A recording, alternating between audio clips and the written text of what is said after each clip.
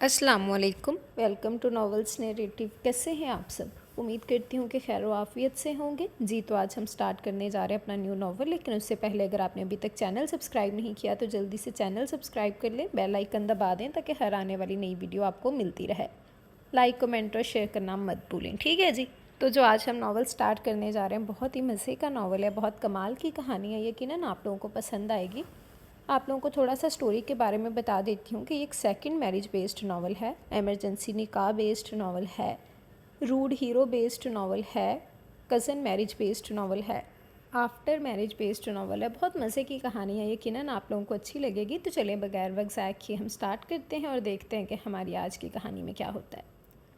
सर्दी से ठठरते हुए उसने दोनों हाथ लेदर की जैकेट में डाले और विंडो ग्लास के उस पार देखने लगा। बर्फ़ रुई के नरम गालों की तरह आसमान से गिर रही थी।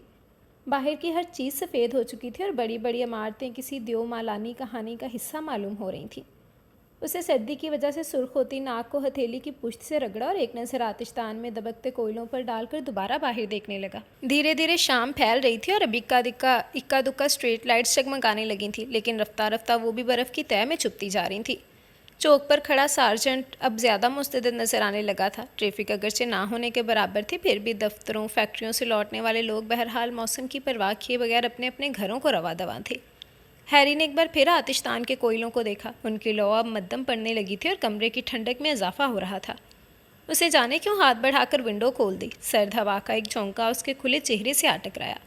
उसे खून अपनी रगों में जमता महसूस हुआ, फिर भी वो कुछ देर ऐसे ही खड़ा रहा। ठंडी हवा के थपेड़ों ने उसकी नाक और आंखों से पानी बहने लगा, लेकिन वो खड़ा रहा यहाँ तक कि बाहर मुकम्मल अंधेरा छा गया और आतिशदान में दहकते शोले राख में बदल गए।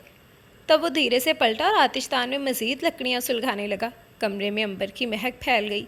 उसे ये खुशबू बहुत अच्छी लगती थी। उसने गहरी सांस लेकर खुशबू अंदर खींची, फिर इलेक्ट्रिक केटल से अपने लिए कॉफ़ी तैयार करने लगा। वो इस वक्त बिल्कुल खाली उल जहन था। ये कैफियत कुछ अरसे से उस पर तारी रहने लगी थी। वो बैठे बैठे गायब दिमागी की कैफियत में मुब्तला हो जाता था।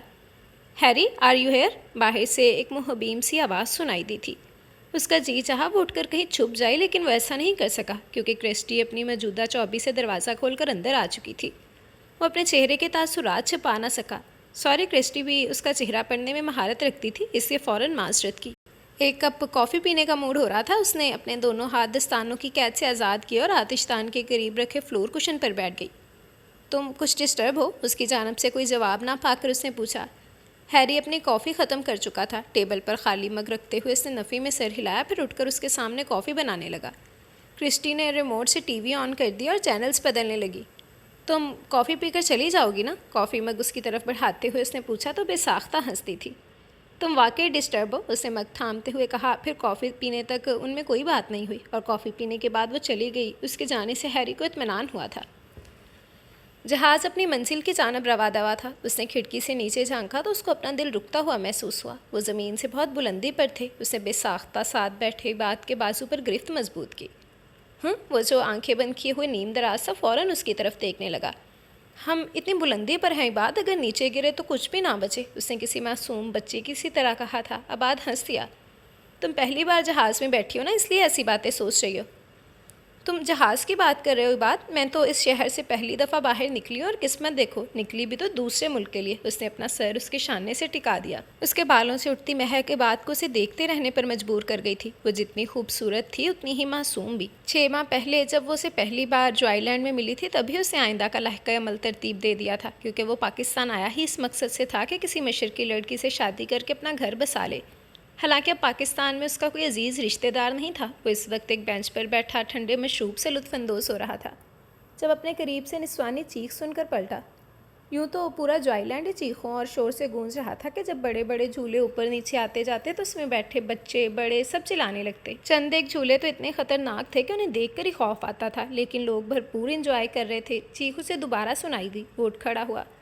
ज़रा फासले पर लगे बड़े से आसमानी झूले से वो आवाज़ आ रही थी। झूला बरक रफ्तारी से ऊपर से नीचे आ जा रहा था। आसपास लोग खड़े अपनी बारी का इंतज़ार कर रहे थे। आपा, मुझे नीचे उतारे, मेरा दिल बंद हो रहा है, लड़की की आवाज़ आई थी और तबीबात ने बेसाख्ता ही लिवर पर हाथ रख दिया था।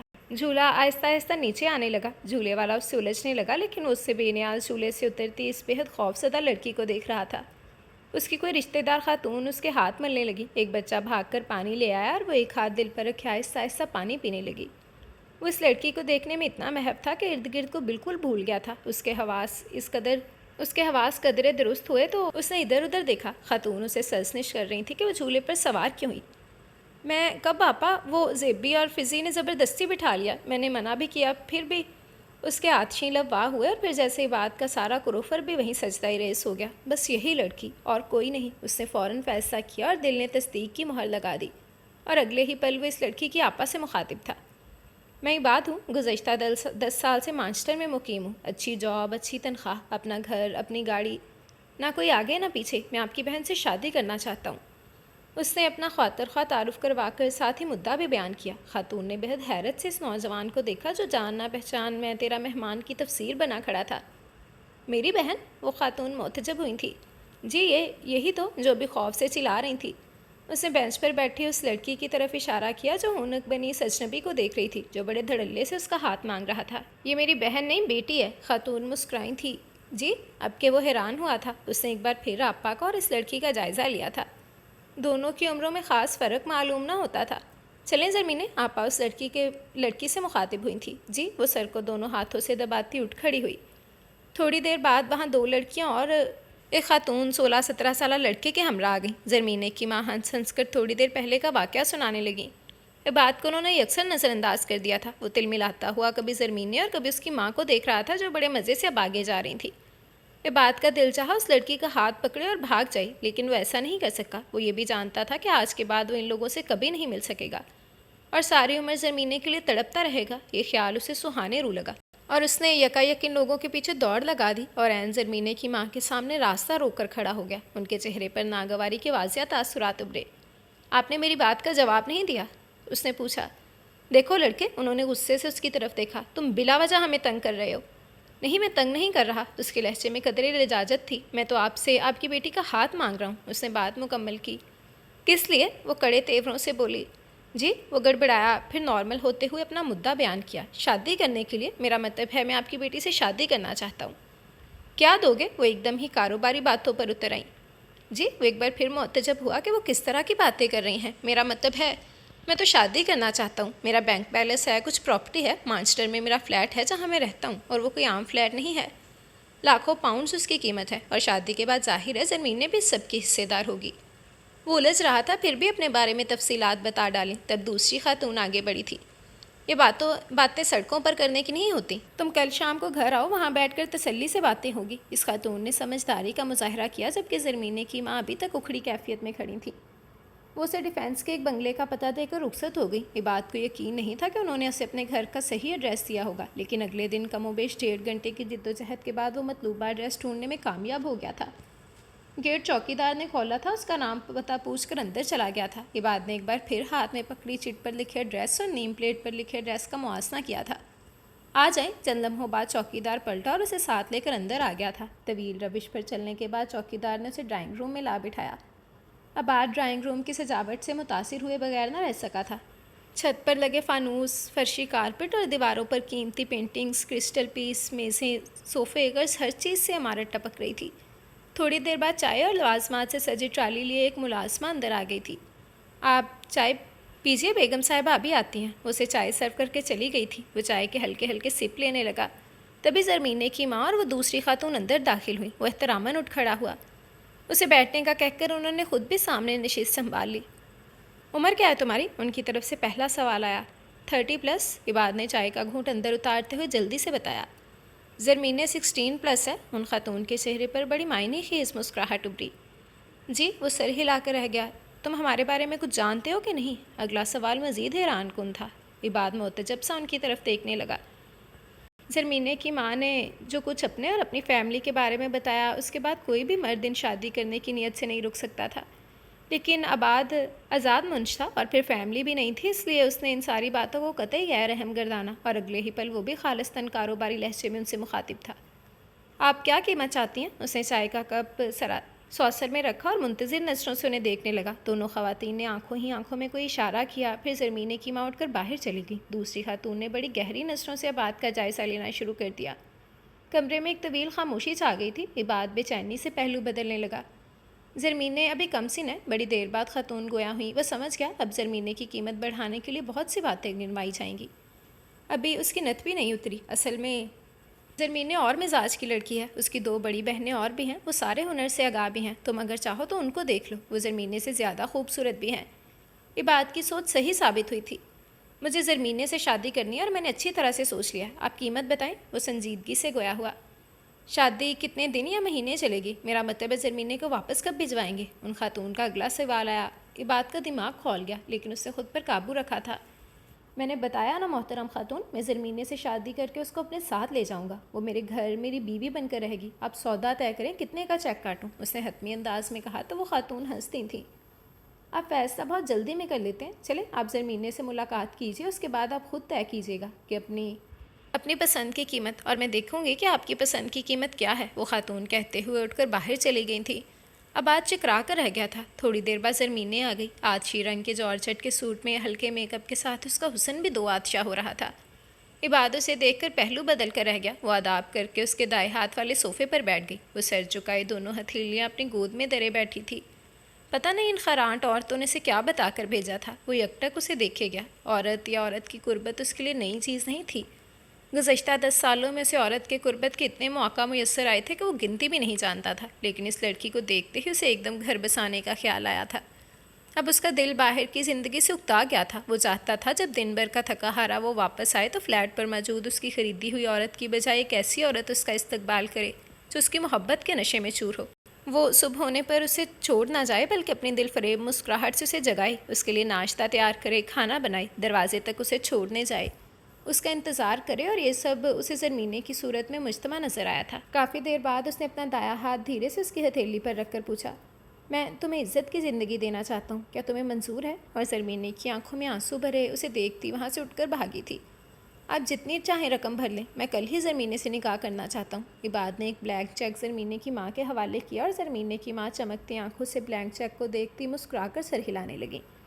اگلے دن وہ شادی کی شاپنگ، جس میں زرمینے کا روسی جوڑا، زیورات، پھل، مٹھائیاں شامل تھے، کے ساتھ اس بنگلے پر پہنچ گیا تھا۔ میرا یہاں کوئی واقف نہیں، اس لیے گواہوں کا بندوبست بھی آپ کو ہی کرنا ہوگا۔ اس نے سارا سامان زرمینے کی ماں کے حوالے کیا۔ وہ مسکرا کر ایک کمرے میں لے گئیں جہاں چند اور لوگ بھی جمع تھے، لیکن وہ حلیہ سے قطعت موزز نہیں لگ رہے تھے۔ یہ بات زرمینے نے اس کے کندھے سے سر ٹکائے پکارا، اور وہ اپنے خیالات کے تسلسل سے باہر نکل آیا۔ کیا ہوا؟ وہ اس پر جھکا۔ میں سوچ رہی ہوں سب کچھ کتنا اچانک ہو گیا۔ وہ آنکھیں موندے گزشتہ دنوں کے سحر میں گم تھی، وہ دن جو اس نے عباد کی قربت میں ان خوبصورت وادیوں میں گزارے تھے۔ ہاں، وہ دھیرے سے مسکرایا۔ میری زندگی کا ایسا کچھ پلان نہیں تھا، گھر، بیوی، بچے، میں نے کبھی سوچا ہی نہ تھا ان سارے جمیلوں میں پڑنے کا، لیکن تمہیں دیکھ کر میرے سارے ارادے ریت کے محل ثابت ہوئے۔ اس میں کوئی شک نہیں مینو، تم نے مجھے فتح کر لیا، وہ سرشاری سے بولا، اور ایسے ہی سرشاری کی کیفیت زرمینے پر بھی تاری تھی۔ ایئر ہوسٹس اعلان کر رہی تھی کہ وہ لینڈ کرنے والے ہیں۔ پتہ نہیں رچرڈ ایئرپورٹ آیا بھی ہوگا یا نہیں، جہاز سے اترتے ہوئے بات نے سوچا، پھر موبائل نکال کر بٹن پش کرنے لگا۔ رات بھر ہونے والی برف باری کچھ دیر کو تھمی تھی۔ اس نے گرم پانی سے شاور لینے کے بعد اپنے لیے کافی کا مگ تیار کیا، ساتھ ہی پہننے والے کپڑوں کی سلیکشن بھی کی۔ رات کی نسبت وہ خاصا پرسکون تھا، وہ اضطرابی کیفیت شاید کچھ دیر سو لینے سے ختم ہو گئی تھی۔ اسے احساس ہو رہا تھا کہ رات اس نے کرسٹی سے مس بہیو کیا تھا اور اسے سیدھے سبھاؤ اپنے گھر سے نکل جانے کا کہا تھا۔ وہ یقیناً اس سے خفا ہو چکی ہوگی، اسے آج کرسٹی کے ساتھ ڈنر کر لینا چاہیے۔ اس نے پلان کیا، اس نے کرسٹی کو SMS کیا، شام کو واپسی پر وہ اسے اسٹور سے پک کرنا چاہ رہا تھا۔ پھر وہ دھیمے لہجے میں گنگناتا ہوا تیار ہونے لگا۔ الیکٹرک کیٹل سے کافی انڈھیل کر کپ اس نے ہاتھ میں پکڑا اور پھر دریچے میں آ کھڑا ہوا۔ اسے ہمیشہ وہاں کھڑے ہو کر کافی پینا اچھا لگتا تھا۔ باہر کا منظر وہی کل والا تھا، کبھی کبھی اسے زندگی بہت ٹھہری ہوئی لگتی۔ جامت تبھی اس کے موبائل پر بیپ ہوئی، اس نے دیکھا ایبی کالنگ آ رہا تھا۔ اسے ایک دم کچھ یاد آیا۔ یس کا بٹن پش کرتے ہوئے اس نے بولنا شروع کر دیا، تم بے فکر رہو، میں پہنچ رہا ہوں 10 منٹ میں۔ 10 منٹ میں کیا اڑ کر آ رہے ہو؟ دوسری جانب سے استثنائیہ کہا گیا، تمہارے پہنچنے سے پہلے میں پہنچ جاؤں گا۔ ڈونٹ وری، اس نے موبائل آف کیا، اپنا رین کوٹ اٹھا کر کندھوں پر ڈالا، برف باری کسی بھی وقت شروع ہو سکتی تھی۔ اپنا والیٹ، کی رنگ اور موبائل جیبوں میں ڈالتا وہ اجلت سے باہر نکلا۔ راستے میں اسے ایبی کے فلیٹ کا جائزہ بھی لیتے ہوئے جانا تھا اور اس کے پاس اس وقت نہایت کم وقت تھا۔ عباد اور اس کا انگریز دوست، اس کا تعارف اس نے شاید رچرڈ کہہ کر کروایا تھا، مسلسل باتوں میں مصروف تھے اور یہ گفتگو انگلش میں ہو رہی تھی۔ زرمینے انگلش میں روانی نہیں رکھتی تھی، پھر بھی تھوڑی بہت سمجھ ضرور لیتی تھی۔ لیکن جس تیز رفتاری سے وہ بول رہے تھے اس کے پلے بالکل بھی کچھ نہیں پڑ رہا تھا۔ ڈرائیونگ سیٹ پر بیٹھے اس شخص نے اس پر ایک نگاہ ڈالنا بھی گوارا نہیں کیا۔ صرف تعارفی رسم ادا ہوئی تھی، یہ میرا دوست اور پارٹنر رچرڈ، اور رچرڈ یہ میری وائف سرمینے، اور اس کے بعد وہ انگریزی زبان میں مصروف گفتگو ہو گئے۔ سرمینے گاڑی سے باہر دیکھنے لگی تھی۔ تقریباً پون گھنٹے کی ڈرائیو کے بعد وہ ایک بہت اونچی بلڈنگ کے سامنے رکے تھے۔ ہمارا فلیٹ اس میں ہے، عباد نے پلٹ کر اسے بتایا، اور وہ سر ہلا کر دوبارہ اس اونچی بلڈنگ کو دیکھنے لگا جس میں اوپر تک کھڑکیاں اور بالکنیاں بنی تھیں۔ رچرڈ انہیں ڈراپ کر کے چلا گیا۔ وہ گاڑی سے اتر کر منتظر نظروں سے عباد کو دیکھنے لگی جو کسی گہری سوچ میں گم تھا۔ کیا ہوا عباد؟ اس کا شانہ ہلا کر پوچھنے لگی۔ نہیں کچھ نہیں، وہ ایک دم چونکا، پھر نفی میں سر ہلاتے ہوئے آگے بڑھ گیا۔ سرمینے نے اس کی تقلید کی تھی۔ فلیٹ بہت زبردست تھا اور اس کی سجاوٹ عباد کی نفاست کی آئینہ دار تھی۔ سرمینے نے دلچسپی سے سارا فلیٹ دیکھا۔ Bedrooms, kitchen, T V, lounge, غرض ہر جگہ کی سیٹنگ انتہائی خوبصورت تھی۔ یہ گھر اس کا ہے، ایک طمانینت بھری سوچ اس نے اس کا احاطہ کیا تھا۔ تم بھی ایزی ہو جاؤ، رچرڈ ابھی کھانا لے کر آتا ہوگا۔ عباد کی آواز اسے خوشکن تصورات کی دنیا سے باہر لائی تھی۔ وہ سر ہلاتے ہوئے اپنا بیگ گھسیٹے ڈریسنگ روم میں چلی گئی۔ جب فریش ہو کر آئی تو عباد آتش دان میں آگ جلائی حرارت لے رہا تھا۔ اسے دیکھ کر وہ بھرپور طریقے سے مسکرایا۔ سرمینے بلش ہو کر ادھر ادھر دیکھنے لگی۔ آ جاؤ، بہت سردی ہے، وہ ہولے سے بولا۔ زرمین نے تھوڑا سا ہچکچا کر اس کے قریب جا کر بیٹھ گئی۔ بہت خوبصورت لگ رہی ہو اس وقت، وہ چہرہ اس کے بہت قریب لا کر بولا۔ تبھی بدبو کا ایک ناگوار بھبکا زرمین کی ناک سے ٹکرایا اور اس نے گھبرا کر عباد کے ہاتھ کی طرف دیکھا۔ آپ ڈرنک کرتے ہیں؟ بے ساختہ اس کے لبوں سے ادا ہوا۔ او جانمن، تمہاری شربتی آنکھوں کے سامنے سارے نشے ہیج ہیں۔ اس نے ایک بازو اس کی کمر میں حمائل کرتے ہوئے سرگوشی کی اور زرمین عجیب سی کیفیات میں گھری کھسمسانے لگی تھی۔ سردی بہت بڑھ گئی ہے، کرسٹی نے ڈانسنگ فلور پر ہیری کے سنگ ہولے ہولے جھومتے ہوئے کہا تھا۔ وہ آج بہت خوش تھی، ہیری بہت دنوں بعد اسے ڈنر پر لایا تھا، ورنہ پچھلے کئی ماہ سے وہ ہیری میں کئی تبدیلیاں نمایاں ہوتے دیکھ رہی تھی اور چاہنے کے باوجود بھی وہ ڈسکس نہیں کر سکی تھی۔ اس کے اندر کہیں خوف تھا کہ ہیری اس سے ناراض ہو جائے گا اور ہیری کے ناراض ہونے کا رسک وہ نہیں لے سکتی تھی۔ اسے اپنا سر ہیری کے شانے پر ٹکا دیا۔ ہیری نے اس کے گولڈن بالوں پر ایک نظر ڈالی اور پھر ایک دم سے اسے اپنے آپ سے الگ کر کے وہ ڈانسنگ فلور سے نیچے اتر آیا۔ کرسٹی نے معتجب ہو کر اسے دیکھا، پھر ٹھنڈی آہ بڑھتی وہ بھی اس کے پیچھے چلی آئی۔ ہیری کا چہرہ اس سمے سرخ ہو رہا تھا۔ Are you all right Harry? وہ پریشان ہو اٹھی۔ روح تک کو ٹھٹھرا دینے والی سردی میں ہیری یوں سرخ ہو رہا تھا جیسے اس کے ارد گرد انگارے دہک رہے ہوں۔ ہیری نے کہا کچھ نہیں، گلاس میں ڈرنک انڈھیل کر لبوں سے لگا کر ہلکے ہلکے سپ لینے لگا۔ کرسٹی پریشانی سے اسے دیکھنے لگی۔ اسے کیا ہو جاتا تھا اچانک؟ وہ ایسا تو نہیں تھا۔ کلب، پارٹیز، لڑکیاں، یہ سب تو ہیری کی زندگی کا حصہ تھیں، پھر اب یکایک اسے کیا ہونے لگا تھا؟ اسے کسی سائیکیٹرسٹ کے پاس لے جائے گی اور ہیری یقیناً اس کے ٹریٹمنٹ سے پہلے جیسا ہو جائے گا۔ اس نے خود کو مطمئن کیا تھا۔ ہیری نے ایک ڈرنک ختم کرنے کے بعد دوسرا پیگ اور پھر یکے بعد دیگرے کئی پیگ ختم کر ڈالے تھے، اور کرسٹی نے سب کچھ خاموشی سے دیکھا تھا۔ پھر رات کافی بیت جانے پر وہ اسے گاڑی میں ڈال کر اس کے اپارٹمنٹ لے آئی تھی۔ ہیری صرف ڈسٹرب نہیں، بہت زیادہ ڈسٹرب تھا، یہ اندازہ وہ لگا چکی تھی۔ کیا کاروباری پرابلم، ایبی کے ساتھ جھگڑا، یا پھر کچھ اور؟ وہ ہر پہلو پر سوچ رہی تھی اور حقیقتاً پریشان ہو رہی تھی۔ اس نے ہیری کو بیڈ پر لٹا کر کمبل اڑایا، لائٹس آف کی اور دروازہ بند کر کے باہر نکلنے کو تھی کہ ہیری کچھ بڑبڑایا تھا۔ وہ فوراً واپس پلٹی۔ Harry are you okay? وہ اس کے اوپر جھکی لیکن اگلے ہی پل جھٹکے سے پیچھے ہٹی۔ ہیری دھیرے دھیرے کچھ بول رہا تھا اور کرسٹی کا دماغ گھوم رہا تھا۔ یہ لفظ ہیری کیوں بول رہا ہے، اور وہ بھی مدہوشی کی کیفیت میں؟ اس کا پورا وجود جھنجھنانے لگا تھا۔ وہ دروازہ بند کر کے الٹے قدموں باہر بھاگی تھی۔ اللہ کہاں ملتا ہے مدام؟ آواز پر مریم نے پیچھے مڑ کر دیکھا اور پھر ساکت رہ گئیں۔ ابھی مسلم کمیونٹی کی کچھ بچیاں قرآن پاک پڑھ کر گئی تھیں۔ وہ قرآن پاک ان کے جستان میں لپیٹتی اپنے دھیان میں تھیں، لیکن یہ سوال جیسے انہیں چونکا گیا تھا۔ سوال اتنا چونکانے والا نہیں تھا، لیکن جس نے کیا تھا وہ ان کے لیے ضرور حیران کن تھا۔ آؤ بیٹا، اندر آ جاؤ۔ اگرچہ مریم کسی اجنبی مرد سے ملتی نہیں تھی، لیکن اس سوال نے جیسے ان کے اندر ایک دم سے کچھ پھونک دیا تھا۔ وہ سہرزدہ سا چلتا اندر آیا۔ وہ کوئی 26-27 سال کا نوجوان تھا، سنہرے بال، نیلی آنکھیں اور شہابی رنگت۔ چہرے پر اضطراب، بلیو لائننگ والی شرٹ اور وائٹ پینٹ میں وہ خوبصورت لگ رہا تھا۔ بیٹھ جاؤ، انہوں نے سائڈ پر پڑے کاؤچ کی طرف اشارہ کیا اور خود قرآن پاک اٹھا کر جگہ پر رکھنے لگیں۔ آپ نے بتایا نہیں، اللہ کہاں ملتا ہے؟ وہ مستربانہ گویا ہوا۔ وہ پلٹ کر مسکرائیں۔ یہاں، انہوں نے دل پر ہاتھ رکھ دیا۔ یہاں؟ اس نوجوان کا دایاں ہاتھ اپنے سینے کی طرف اٹھا تھا۔ وہ استجابیہ نظروں سے انہیں دیکھنے لگا۔ ہاں یہاں، ہماری شہرک سے بھی زیادہ نزدیک۔ وہی تو ہے جس نے انسانوں کو خون کی ایک بوند سے پیدا کیا۔ وہی تو ہے جو بس کہتا ہے کہ ہو جا، اور ہو جاتا ہے۔ مجھے کیوں نظر نہیں آتا؟ وہ بے تابی سے گویا ہوا۔ تمہارے پاس دیکھنے والی نظر نہیں ہے؟ وہ مسکرائیں۔ اور یہ نظر میرے پاس کیوں نہیں ہے؟ تم نے کوشش نہیں کی۔ وہ کچھ اور کہتے کہتے بال پلٹ گئیں۔ کیا کرتے ہو؟ بہت کچھ، ایک بار چلاتا ہوں، ایک ڈسکو بھی ہے، ڈھیر ساری لڑکیوں سے بھی دوستی ہے، لیکن کرسٹی سب سے اچھی لگتی ہے۔ اکثر شام کو ہم اکٹھے ہی ہوتے ہیں، بہت اچھی اور پیاری لڑکی ہے۔ وہ بچوں کی معصومیت سے اپنے بارے میں بتانے لگا، پھر ایک دم ہی چپ ہو گیا تھا۔ مریم خاموشی سے اس کی باتیں سن رہی تھی۔ وہ پھر بولا، آپ کے مذہب میں یہ ساری باتیں اچھی نہیں سمجھی جاتی نا؟ مریم مسکرانے لگی۔ برائی کسی بھی مذہب میں شامل نہیں، خواہ وہ عیسیٰ کا لایا ہوا مذہب ہو یا میرے سوہنے نبی صلی اللہ علیہ وآلہ وسلم کا۔ برائی تو ہمارے اندر ہے، اور یہ ہمارا اندر ہی ہمیں بتاتا ہے کہ کیا غلط ہے اور کیا صحیح۔ جو یہ آواز سن لیتا ہے، پہچان لیتا ہے، وہ اس راہ پر خود بخود چل پڑتا ہے، کہنے کی ضرورت نہیں پڑتی۔ آپ مجھے پڑھائیں گی؟ اس کے اندر جواز پھاٹا اٹھا تھا۔ کیا؟ مریم نے سر اٹھایا۔ وہ عجیب متبسس سی کیفیت میں تھا، لب کاٹتا ہوا، جیسے کوئی فیصلہ کرنا چاہتا ہو لیکن کر نہ پا رہا ہو۔ وہ قرآن؟ اس سے سامنے اشارہ کیا۔ تم مسلمان ہونا چاہتے ہو؟ مریم نے گہری نظروں سے اس کا جائزہ لیا تھا۔ ہاں، لیکن اس طرح نہیں، اس نے سر ہلایا تھا۔ ٹھیک ہے، میں بابا جان سے بات کروں گی۔ انہوں نے کسی گہری سوچ میں خود کو ڈوبتے ہوئے پایا تھا۔ عباد نے اس کے ریشمی بالوں سے کھیلتے کھیلتے اپنی باہوں کے حصار میں لیا تھا، اور وہ کسی چوئی موئی کی طرح سمٹ گئی تھی۔ عباد نے غور سے اسے دیکھا۔ ایک بات کہوں مینے، تم بہت عجیب لڑکی ہو، شاید میری اماں کے دور کی لڑکی۔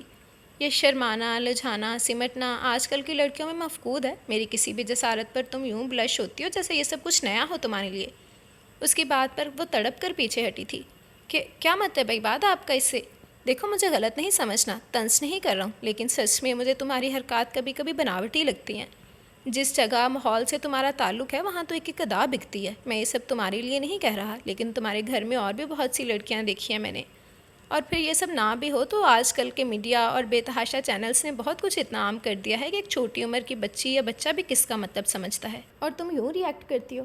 عباد، اس کے حلق سے مری مری آواز نکلی تھی۔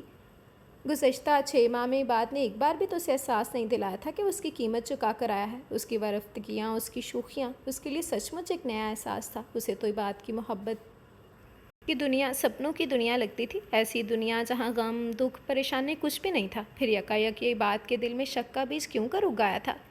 اس کے چہرے پر ایک رنگ آ رہا تھا، ایک جا رہا تھا۔ شدت جس بات سے اس نے لب بینچ لیے تھے اور نچلے ہونٹ سے خون رسنے لگا تھا۔ عباد پریشان ہو اٹھا۔ اوہ کم آن مینے، ڈارلنگ، میں نے ایک بات کی تھی، میرا مقصد تمہیں ہرٹ کرنا نہیں تھا، پلیز یوں خود کو۔ اس نے زرمینے کو قریب کرنا چاہا، لیکن وہ بہت آہستگی سے اپنا آپ چھڑوا کر پیچھے ہٹ گئی۔ آنکھوں میں بے تحاشا پانی جمع ہو رہا تھا۔ عباد نے ایک اس طرح کی بات کر دی تھی، اس سے برداشت نہیں ہو رہا تھا۔ وہ دوسرے کمرے میں جا کر پھوٹ پھوٹ کر رونے لگی۔ عباد اس کے پیچھے نہیں آیا تھا، الماری سے ڈرنک نکال کر اپنا غم غلط کرنے لگا اور پیتے پیتے وہیں لڑک گیا تھا۔ بہت ہی پہلے، جب شاید اسے اچھا یا برا کچھ بھی نہیں پتا تھا، اماں نے گھنگرو لا کر اس کے آگے رکھے تھے۔ یہ کیا ہے باجی؟ اس نے پڑھتے پڑھتے سر اٹھا کر پوچھا، اور اماں نے اسے سر سے پیر تک گہری نظروں سے دیکھا تھا۔ ایک مسکراہٹ ان کے ہونٹوں پر آ ٹھہری تھی۔ گھنگرو؟ اماں نے ان کو آپس میں ٹکرایا تھا۔ کس لیے اماں؟ اس نے اب بھی کوئی خاص توجہ نہیں تھی۔ تو باندھے گی؟ سوچ رہی ہوں تجھے آج سے ڈالی کے ساتھ استاد جی کے پاس بٹھا دوں۔ تو نے دیکھا نہیں وہ کیسا رقص کرتی ہے؟ بس کچھ وقت گزرنے دے، سارے شہر میں اس کی واہ واہ نہیں مچی تو میرا نام زیب النساء نہیں۔ انہوں نے پان کو دانتوں تلے دبایا تھا۔ وہ تصور میں ڈالی کو شہرت کی بلندیوں پر دیکھ رہی تھی۔ پر باجی، اس نے قلم بند کرتے ہوئے اپنی ماں کو دیکھا جو باجی کہلوانے میں فخر محسوس کرتی تھیں۔ میں تو یہ نہیں باندھوں گی، مجھے پڑھنا ہے بہت سارا، اور پھر کسی اچھے آدمی سے شادی کر کے چلے جانا ہے۔ زیب النساء کو زوردار جھٹکا لگا تھا۔ کئی لمحے تو اس کی شکل ہی دیکھتی رہ گئیں۔ کیا کہا رہے تو نے؟ کس نے سکھایا تجھے یہ سب؟ انہوں نے زرمینے کو جھنجھوڑ ڈالا تھا۔ ہاں تو باجی ایسے ہی ہوتا ہے، مجھے نینا آپی نے سمجھایا ہے، وہ کہتی ہے سب گندے کام ہے، اور زرمینے اچھی لڑکی ہے، وہ یہ کام نہیں کرے گی۔ اس نے اسی معصومیت سے کہا تھا۔ اماں کو تو جیسے کرنٹ لگ گیا۔ کیا نینا نے پڑھایا ہے تجھے یہ سب؟ وہ ابھی سے تیرے دماغ میں زہر گھول رہی ہے، اس سے تو میں نپٹ لوں گی، اور کان کھول کر سن لے، اگر تو نے دوبارہ اس کے پاس قدم بھی رکھا تو۔ وہ دانت پیستے ہوئے وہاں سے ہٹ گئی تھی۔ نینا آپی نے کچھ غلط نہیں بولا، پھر باجی کیوں ناراض ہوئیں؟ وہ سوچنے لگی، نینا آپی اسے بہت پیار کرتی تھیں اور بہت خیال بھی رکھتی تھیں۔ اسے بھی اماں یعنی باجی سے زیادہ نینا آپی ہی اچھی لگتیں۔ اس گھر میں اور بھی بہت سی آپیاں تھیں، نیلم آپی، سوہن آپی۔ پھر ایک دن اس نے نینا آپی کو باجی سے جھگڑتے سنا۔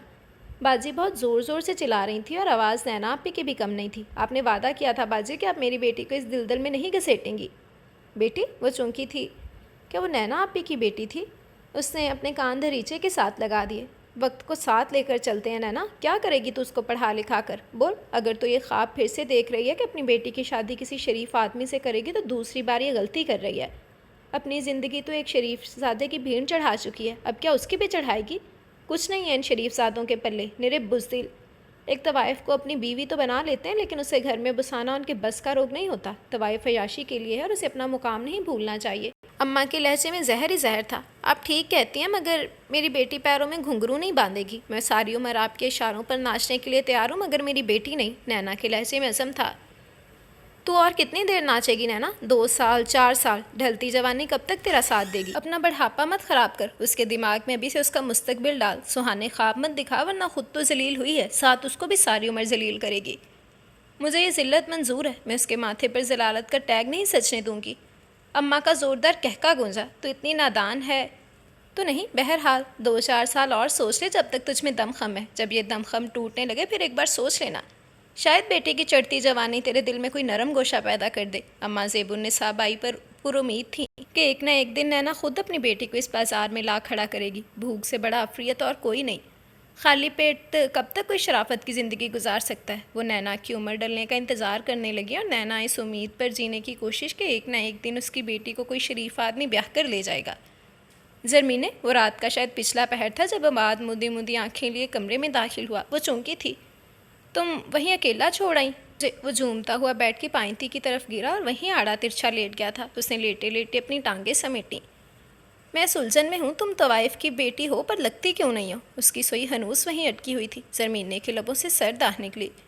اس لیے کہ میری رگوں میں ایک شریف باپ کا خون ہے اور میری ماں نے مجھے حرام کی کمائی سے نہیں اپنے ہاتھوں کی محنت کی کمائی سے پالا ہے۔ اس نے بے حد آہستگی سے کہہ کر کروٹ بدل لی تھی۔ جو داغ ازل سے ماتھے پر لگ جائے وہ کبھی نہیں مٹتا، دنیا والے مٹنے ہی نہیں دیتے۔ زیب النساء کا کبھی کا کہا ہوا جملہ اس کی سماعتوں میں گونجا اور وہ بے آواز رونے لگی تھی۔ نہیں، میں مسلمان نہیں ہونا چاہتا، اس نے سختی سے انکار کیا تھا۔ میرے اندر ایک بے چینی ہے، ایک خلا پیدا ہو گیا ہے، میں اس کو ختم کرنا چاہتا ہوں۔ مجھے سکون نہیں ہے۔ یہ شراب جو میں بچپن سے پیتا آیا ہوں اب میرے اندر آگ لگا دیتی ہے۔ میں نے اپنی زندگی کے 11 سال عورتوں کے ساتھ گزارے ہیں، ان کی قربت میں، لیکن اب کسی عورت کو دیکھتے ہی میرے وجود میں چنگاریاں سی پھوٹنے لگتی ہیں۔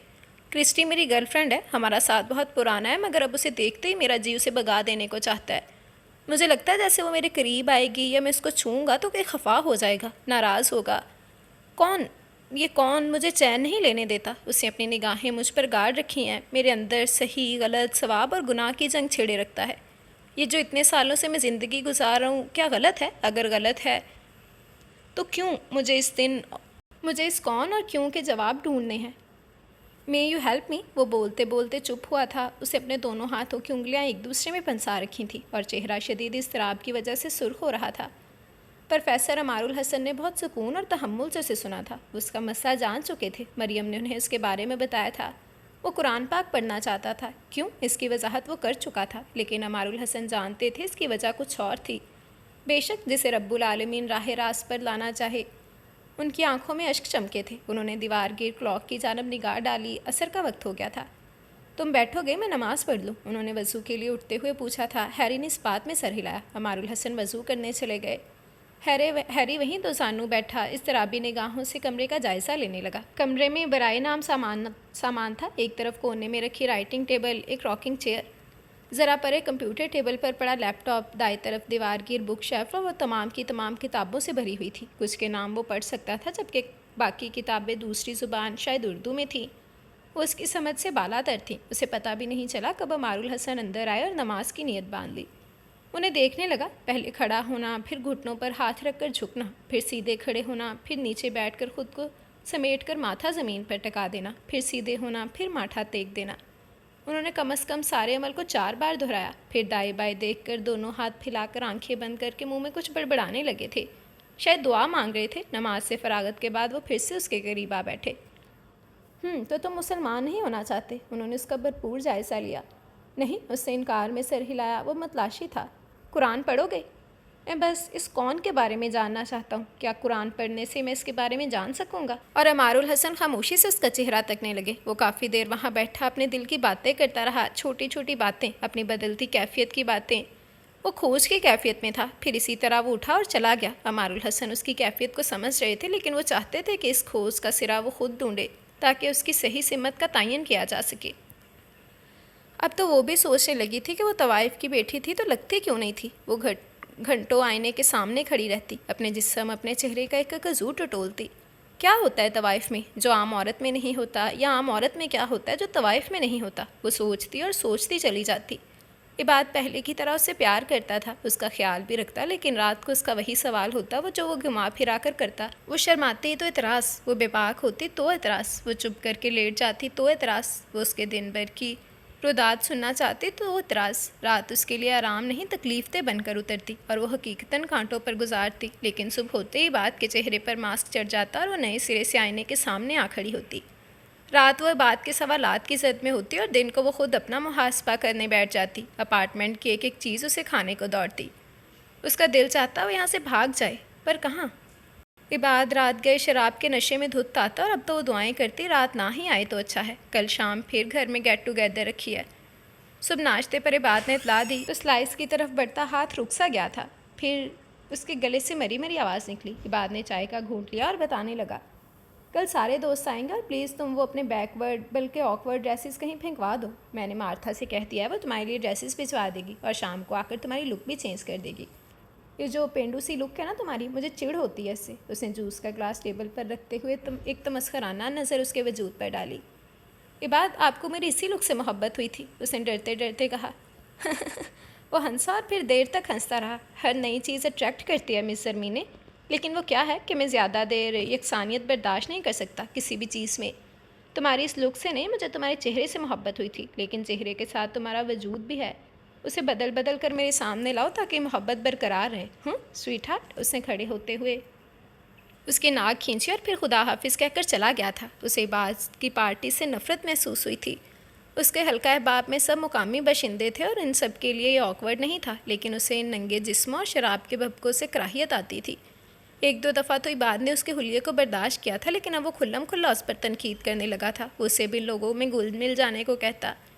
اس کے دوست اس کا ہاتھ پکڑتے، اسے ڈانسنگ فلور پر لے آتے، وہ ہچکچاتی، کچھ دیر ان کا ساتھ دیتی، پھر موقع ملتے ہی ادھر ادھر ہو جاتی، لیکن عباد کی کرخت نظریں اسے پھر ڈھونڈ لاتی۔ پچھلی گیدرنگ میں تو حد ہی ہو گئی تھی۔ اس کے بزنس پارٹنر نے پہلے تو اس کی کمر میں ہاتھ ڈالے خوب ہی ڈانس کیا، پھر آہستہ آہستہ وہ اونچی حرکتوں پر اتر آیا اور تب وہ اسے زور سے پرے دھکیلتے بھاگتے ہوئے وہاں سے آ گئی تھی۔ عباد اس وقت کہیں اور کسی کے ساتھ گم تھا، لیکن بعد میں جب اسے پتہ چلا تو اس نے زرمینے کی خوب دھنائی کی۔ میں اس کیٹیگری کی لڑکی نہیں ہوں عباد، اگر مجھے یہ سب کرنا ہوتا تو میں پڑی رہتی وہیں کوٹھے پر، لاکھوں کماتی، لیکن تم تو مجھے میری ہی نظروں سے گرا رہے ہو۔ میں تمہاری عزت ہوں، کچھ تو خیال کیا کرو۔ وہ رونے لگی، لیکن اس پر اس کے رونے کا قطعی اثر نہ ہوا، بڑے آرام سے جا کر سو گیا۔ وہ ساری رات سے سکتی کراہتی رہی اور صبح اس کی آنکھ لگ گئی۔ عباد کب اٹھا کب گیا اسے خبر نہ ہوئی۔ دوپہر کو اس کی آنکھ کھلی تو فوراً اٹھ بیٹھی۔ اس کا جسم بری طرح سے دکھ رہا تھا۔ اپنے لیے کافی بناتے ہوئے اس کی نظر کھڑکی سے باہر پڑی۔ موسم ابر آلود تھا اور سردی میں شدت آ چکی تھی۔ سامنے والے اپارٹمنٹ کی کھڑکی میں اسے کوئی استدادہ نظر آیا۔ وہ بلا ارادہ ہی اسے تکنے لگی۔ کافی کے سپ لیتے ہوئے وہ مسلسل اسے دیکھتی رہی، تبھی اس کی نظروں کی محویت کو جان کر اس نے ہاتھ ہلایا۔ وہ شرمندہ ہو کر پلٹ آئی۔ کیا سوچا ہوگا اس نے کہ میں؟ وہ تیزی سے باہر آئی جیسے وہ کھڑکی توڑ کر اندر گھسا رہا ہو۔ اس شام پہلی بار اس نے اماں نینا آپی کو فون کیا تھا۔ جب وہ وہاں سے نکلی تھی تو نینا نے اس سے عہد لیا تھا کہ وہ پلٹ کر نہیں دیکھے گی۔ اسے عباد پر بھروسہ تھا یا زرمینے پر پتہ نہیں، لیکن زرمینے نے بھی سوچا تھا کہ وہ عباد کی محبتوں میں اپنا ماضی بلا دے گی، کبھی پلٹ کر نہیں دیکھے گی۔ لیکن 6 ماہ ہی عباد کی شدتوں اور محبتوں کے خول اترنے لگے تھے، اور وہ اتنی مضبوط بہرحال نہیں تھی کہ ڈر جاتی۔ اماں کی آواز سنتے ہی جیسے اس کے زخموں کی ٹھیسوں میں شدت آ گئی۔ وہ بے اختیار رونے لگی۔ کیا ہوا امینے؟ ان کا دل یک بارگی دہلا تھا۔ کیا اس کے ساتھ بھی وہی ہوا جو خود ان کے ساتھ ہوا تھا؟ مینے سب ٹھیک ہے نا؟ انہوں نے آواز دھیمی رکھی تھی۔ مبادہ بازی کے کانوں میں بھنک بھی پڑے۔ ہاں اپا، اس نے بمشکل خود پر قابو پایا تھا، بس یوں ہی آپ لوگوں کی یاد آ گئی۔ اس نے فوراً بات بنائی۔ یہ بات تجھے ٹھیک تو رکھتا ہے نا؟ دیکھ، ہمیں یاد مت کرنا، یہ اچھی یادیں نہیں ہیں، کوشش کر کے بھلا دینا سب، کچھ بھی ناممکن نہیں ہوتا۔ اچھا باجی آ رہی ہیں، میں فون رکھتی ہوں۔ انہوں نے فون بند کر دیا اور وہ ریسیور کو تکتی رہ گئی۔ ہیری، تم بدل گئے ہو بہت زیادہ، آج کل تمہارا اٹھنا بیٹھنا کن لوگوں میں ہے؟ کرسٹی آج بہت غصے میں تھی۔ ہیری کو چند چیزیں لینا تھیں اور وہ کرسٹی کے ساتھ اسٹور پر آیا تھا۔ کافی دنوں سے ان کا رابطہ منتقع تھا۔ وہ کئی بار اس کے فلیٹ پر بھی گئی، لیکن وہ لاکڈ ملا، فون آف ہوتا تھا، اور آج جب وہ اسے نظر آیا تو وہ پھٹ پڑی تھی۔ اس کی بڑی ہوئی شیو، عجیب ملجگا سا حلیہ، یہ وہ ہیری تو نہ تھا؟ نہیں تو میں کیوں بدلوں گا، اور کس لیے؟ اسے شاپنگ بیگ کس کر پکڑا تھا جیسے وہ ہاتھوں سے چھوٹ کر نیچے گر جائے گا۔ ہیری، کیا تم کسی اور سے محبت کرنے لگے ہو؟ وہ اس کے سامنے آ کھڑی ہوئی تھی۔ محبت؟ وہ ہنسا۔ یہ محبت وغیرہ کچھ نہیں ہوتی کرسٹی، اصل مزہ تو عشق کرنے میں ہے۔ اس نے باہر جانے کے لیے قدم بڑھائے، وہ بھاگ کر مد مقابل آئی تھی۔ میں آج شام تمہارے ساتھ گزارنا چاہتی ہوں اور اس بارے میں کوئی انکار نہیں سنوں گی، اس نے قطعیت سے کہا تھا۔ نہیں، میں شام کو گھر پر نہیں ہوں۔ اسے شاپنگ بیگ دوسرے ہاتھ میں منتقل کیا اور جوتے کی ٹو سے پلر کو ٹھوکر مارنے لگا۔ ہیری، تم شام جہاں بھی گزارو گے میں وہاں جانا چاہوں گی۔ اوکے، شام کو ملیں گے۔ وہ الٹے قدموں لوٹ گئی اور وہ گھر آ گیا تھا۔ اب اس کرسٹی سے کیسے پیچھا چھڑاؤں؟ اگر اسے پتہ چل گیا کہ میں کہاں جاتی ہوں تو خود تو طوفان کھڑا کرے گی، ساتھ ہی پورے ملک میں ہنگامہ مچا دے گی۔ تمام راستے وہ یہی سوچتا رہا تھا اور اسی لیے کرسٹی کے پہنچنے سے پہلے ہی وہ نکل آیا۔ جب وہ لفٹ سے نیچے آ رہا تھا اس نے کرسٹی کو اوپر جاتے دیکھا۔ اسے شکر ادا کیا کہ وہ اس کے آنے سے پہلے نکل آیا تھا۔ آج کل وہ عمار الحسن کے ساتھ شام کو واک کے لیے جا رہا تھا۔ غیر ارادی طور پر وہ ان کے معاملات زندگی کا مشاہدہ کرنے لگا تھا۔ عمار الحسن اسے آہستہ آہستہ غیر محسوس طریقے سے اسلام کے بارے میں بتاتے رہتے۔ کبھی نبی کریم صلی اللہ علیہ وآلہ وسلم کی عظمت کے بارے میں کوئی واقعہ سنا دیتے، کبھی ان کی تبلیغ میں پیش آنے والی مشکلات کا تذکرہ کرتے، ان کے ساتھیوں کا نبی پاک صلی اللہ علیہ وآلہ وسلم سے عشق بیان کرتے، اور ان کی گفتگو کا اختتام ہمیشہ اس جملے پر ختم ہوتا: آپ صلی اللہ علیہ وآلہ وسلم وجہ تخلیق کائنات ہیں۔ اور کبھی کبھی بات کرتے ہوئے رک جاتے، پھر تبسم کے ساتھ کہتے: عشق کرنا ہے تو نبی کریم صلی اللہ علیہ وآلہ وسلم سے کرو، اللہ آپ سے محبت کرنے لگے گا، پھر تم عشق کی کرامات دیکھو گے۔ دنیاوی عشق تو دکھ دیتا ہے، رلاتا ہے، یہ عشق تمہیں سکون، سکھ اور راحتیں دے گا۔ بس نبی کریم صلی اللہ علیہ وآلہ وسلم کا دامن تھام لو۔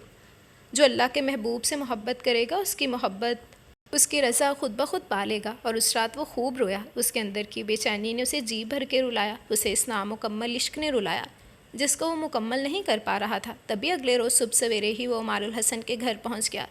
موسم آج بھی بے حد خراب تھا، برف باری سے راستے بند تھے اور سردی ایسی کہ رگوں میں خون منجمد کیے دیتی تھی۔ وہ اوور کوٹ کی جیبوں میں ہاتھ ڈالے جب عمار الحسن کے گھر کی بیل بجانے کا ارادہ کر رہا تھا، تبھی اس کی نظر پول کے نیچے ایک گٹری نما چیز پر پڑی۔ اسے لگا جیسے وہ کوئی انسانی وجود ہو۔ وہ دھیرے دھیرے اس کی طرف بڑھنے لگا۔ اس قدر خون منجمد کر دینے والی سردی میں کوئی سڑک پر بیٹھا کر بھی کیا رہا تھا؟ لیکن اخلاقیات، اس نے بہت آہستگی سے اس وجود کو چھوا، لیکن اس میں کوئی حرکت نہیں ہوئی۔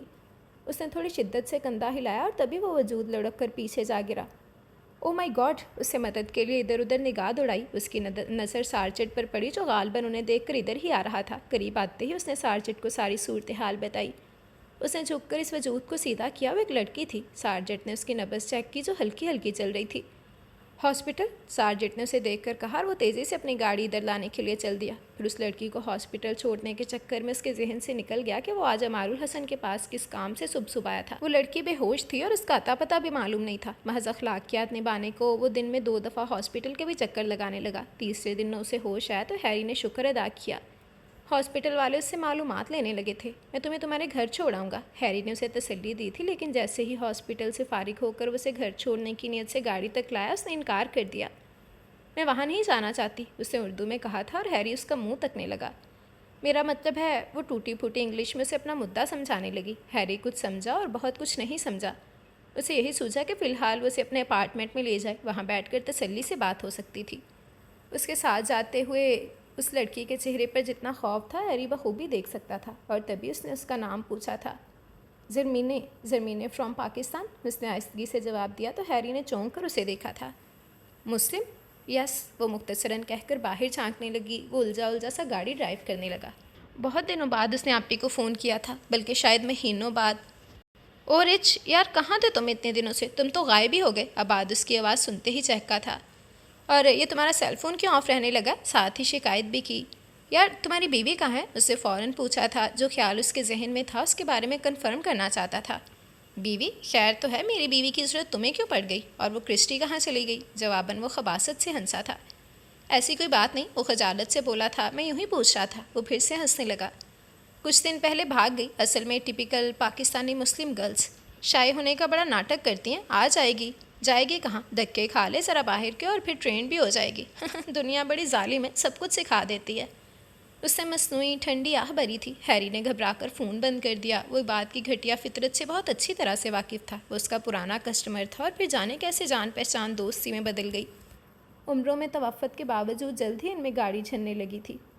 وہ کافی سالوں سے یہاں رہائش پذیر تھا اور یہاں کے رنگ میں مکمل طور پر رنگا جا چکا تھا۔ وہ کیا کرتا تھا، کہاں رہتا تھا، کہاں سے آیا تھا، ہیری نے کبھی جاننے کی ضرورت نہیں سمجھی تھی، اور نہ ہی اس نے بتانے کی۔ کچھ عرصہ قبل ہی اسے پتہ چلا تھا کہ وہ پاکستانی تھا، وہ بھی تب جب اس نے ہیری کو بتایا تھا کہ وہ پاکستان جا رہا ہے۔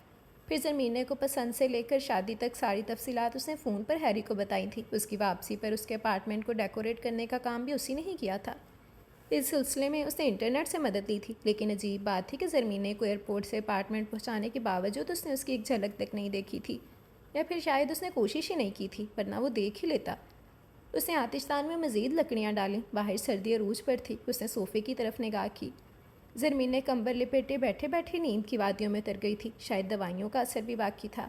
وہ سمجھ سکتا تھا کہ زرمینے نے گھر کیوں چھوڑا ہوگا۔ عباد اور اس کے دوست جس طرح ایک دوسرے کی گرل فرینڈ شیئر کرتے تھے، یقیناً انہوں نے اس کے ساتھ بھی یہی کیا ہوگا، اور تبھی اسے یاد آیا کچھ عرصے قبل تک وہ بھی ان باتوں کو برا نہیں سمجھتا تھا، پھر ایک دم سے اس کے اندر کچھ بدلا تھا اور اسے یہ سب برا لگنے لگا تھا۔ عورتیں، شراب، قمار بازی، اسے ان سب سے نفرت ہونے لگی تھی۔ پھر رفتہ رفتہ اس نے باہر جانا کم کر دیا اور وہ عمار الحسن، اسے ایک دم یاد آیا، وہ تو اس روز صبح صبح عمار الحسن سے ملنے گیا تھا۔ اس نے جلدی سے لانگ شوز پہنے، اوور کوٹ چڑھایا اور باہر نکل آیا۔ اس قدر گرم کپڑے پہننے کے باوجود سردی کی لہر اس کے ہڈیوں کے اندر تک اتری تھی۔ اس نے گلوز چڑھائے اور جلد از جلد گاڑی باہر نکالی اور سڑک پر ڈال دی۔ سڑک ایک بار پھر بلاک ہو چکی تھی۔ بہت مشکل سے صاف جگہوں سے ہوتا ہوا وہ آدھے گھنٹے کی بجائے 2 گھنٹوں میں عمار الحسن کے گھر پہنچا تھا۔ تیسری بیل پر دروازہ کھلا۔ عمار الحسن سردی سے ٹھٹھرتے ہوئے اس نے مختصراً کہا، بیمار ہے وہ، تم اندر آنا چاہو تو آ سکتے ہو۔ انہوں نے بتاتے ہوئے سائڈ پر آ کر اس کے گزر جانے کا راستہ بنایا تھا۔ وہ جھجکتا ہوا اندر آیا۔ مریم اس کے لیے کافی لینے چلی گئیں۔ وہ عمار الحسن کے پاس چلایا۔ وہ آتش دان کے قریبی میٹرس لگائے لیٹے تھے۔ آؤ، وہ خوش دلی سے مسکرائے تھے۔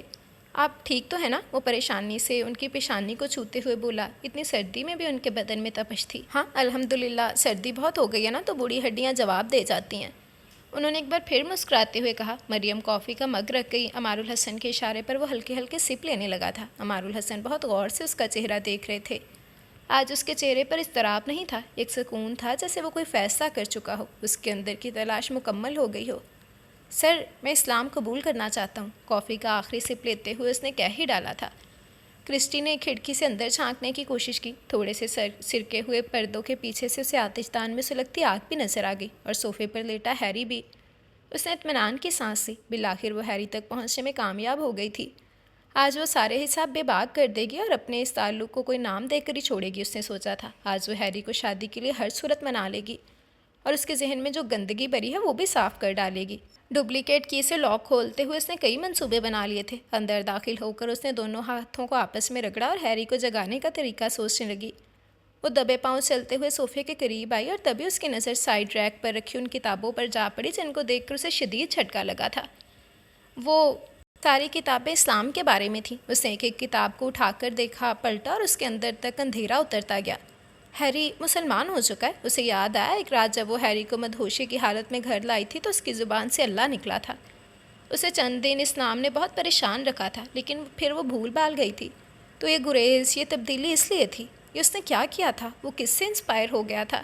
اس کے تو دوستوں میں بھی ایسا کوئی شخص نہیں تھا جو مسلمان ہوتا۔ پھر کہاں، کس وجہ سے اس میں تبدیلی آ گئی جو اس نے اپنا مذہب چھوڑ دیا؟ پہلے تو اسے ہیری پر شدید غصہ آیا، پھر جیسے اس کو کھو دینے کا احساس غصے پر حاوی ہو گیا تھا، وہ وہیں بیٹھ کر اونچی آواز میں رونے لگی تھی۔ ہیری، تم نے یہ کیا کیا یہ؟ اس کی آواز بلند ہو گئی تھی۔ شور کی وجہ سے بے سد سوئی زرمینے کی آنکھ کھل گئی۔ یہ کون رو رہا ہے؟ کہیں میں مر تو نہیں گئی؟ اس نے اپنے ہاتھ سے خود کو چھوا اور پھر کمبل اتار کر اٹھ کر بیٹھ گئی۔ کرسٹی صوفے کی پشت پر سر رکھے رو رہی تھی۔ اسے لگا شاید اس کے رونے کی وجہ وہ تھی، اور جیسے ہی کرسٹی کی نظر اس پر پڑی وہ چپ ہو گئی۔ تو ہیری ڈارلنگ، گریز کی ایک وجہ یہ بھی ہے۔ وہ رونا دھونا بھول کر اس کے سامنے آ کھڑی ہوئی۔ زرمینے کو اس کے تیوروں سے خوف آنے لگا۔ اس کو سمجھانا چاہ رہی تھی، اپنے بارے میں بتانا چاہتی تھی، لیکن وہ اس کی زبان سمجھتی تب نہ۔ کرسٹی نے آگے بڑھ کر تڑاخ اس کے منہ پر تھپڑ مارے۔ او یو ڈرٹی بچ، کہہ کر اس کے منہ پر تھوک دیا۔ زرمینے اس حملے کے لیے قطعی طور پر تیار نہیں تھی۔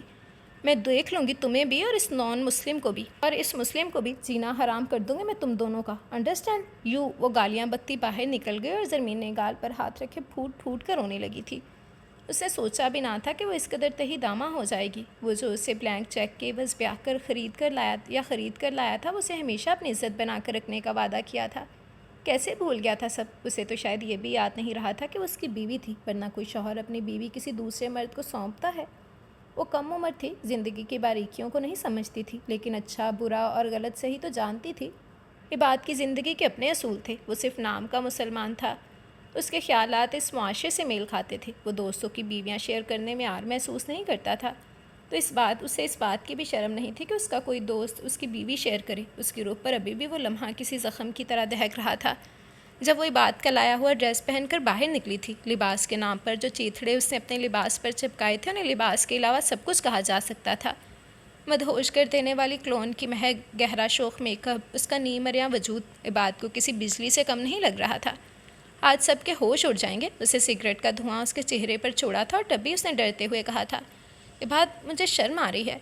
کیا اپنے اس بےہودہ لباس کے ساتھ تمہاری یہ مس شائع اندر ہی رہ گئی کیا؟ اس کے لہجے میں نرمی لیکن انداز میں جو چنگاڑ تھی، اس نے اسے دوبارہ بولے ہی نہیں دیا تھا۔ وہ چپ چاپ اس کے پیچھے آ گئی اور پھر ساری پارٹی میں عباد کے دوستوں کی منظور نظر وہی رہی۔ سب نے اس کی کمر میں ہاتھ ڈال کر خوب ڈانس کیا اور وہ ایک لمس پر سوچتی رہی، شاید طوائف ہونا اس سارے عمل سے کم تکلیف دہ ہوتا۔ اور جب جان اس کا ہاتھ بازو پکڑ کر تقریباً گھسیٹ کر وہاں سے لے جانے کے در پر ہوا تو زرمینے کی برداشت جواب دے گئی۔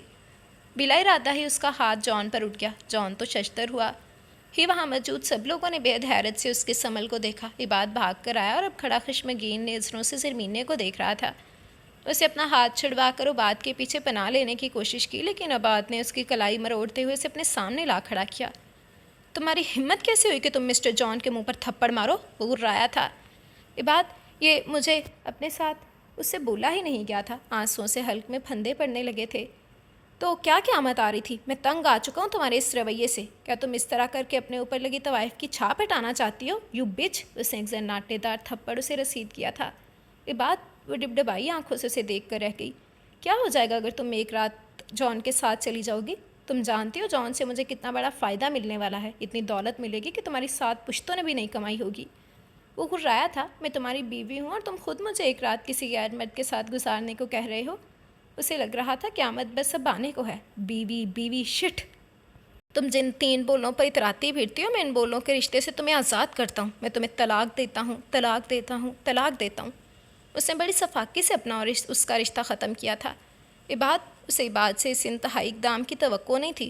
اور سن لو، میں نے تمہیں صرف اس رشتے سے آزاد کیا ہے، اپنی غلامی سے نہیں۔ بلینک چیک کے عوض خریدا ہے میں نے تمہیں۔ 1 2 نہیں، پورے 80 لاکھ بھرے تھے تمہاری ماں نے، اور وہ 80 لاکھ تمہیں پورے کرنے ہوں گے۔ صرف آج ہی نہیں، آج کے بعد ہر رات جہاں میں چاہوں گا وہیں گزرے گی تمہاری۔ اور اگر تم نے بھاگنے کی کوشش کی تو تمہارا مقدر صرف اور صرف موت ہوگی۔ عباد کے چہرے سے نقاب کیا اترا تھا، وہ تو سر تا پیر لرز کر رہ گئی تھی۔ نہیں، میں ایسا کبھی نہیں کروں گی۔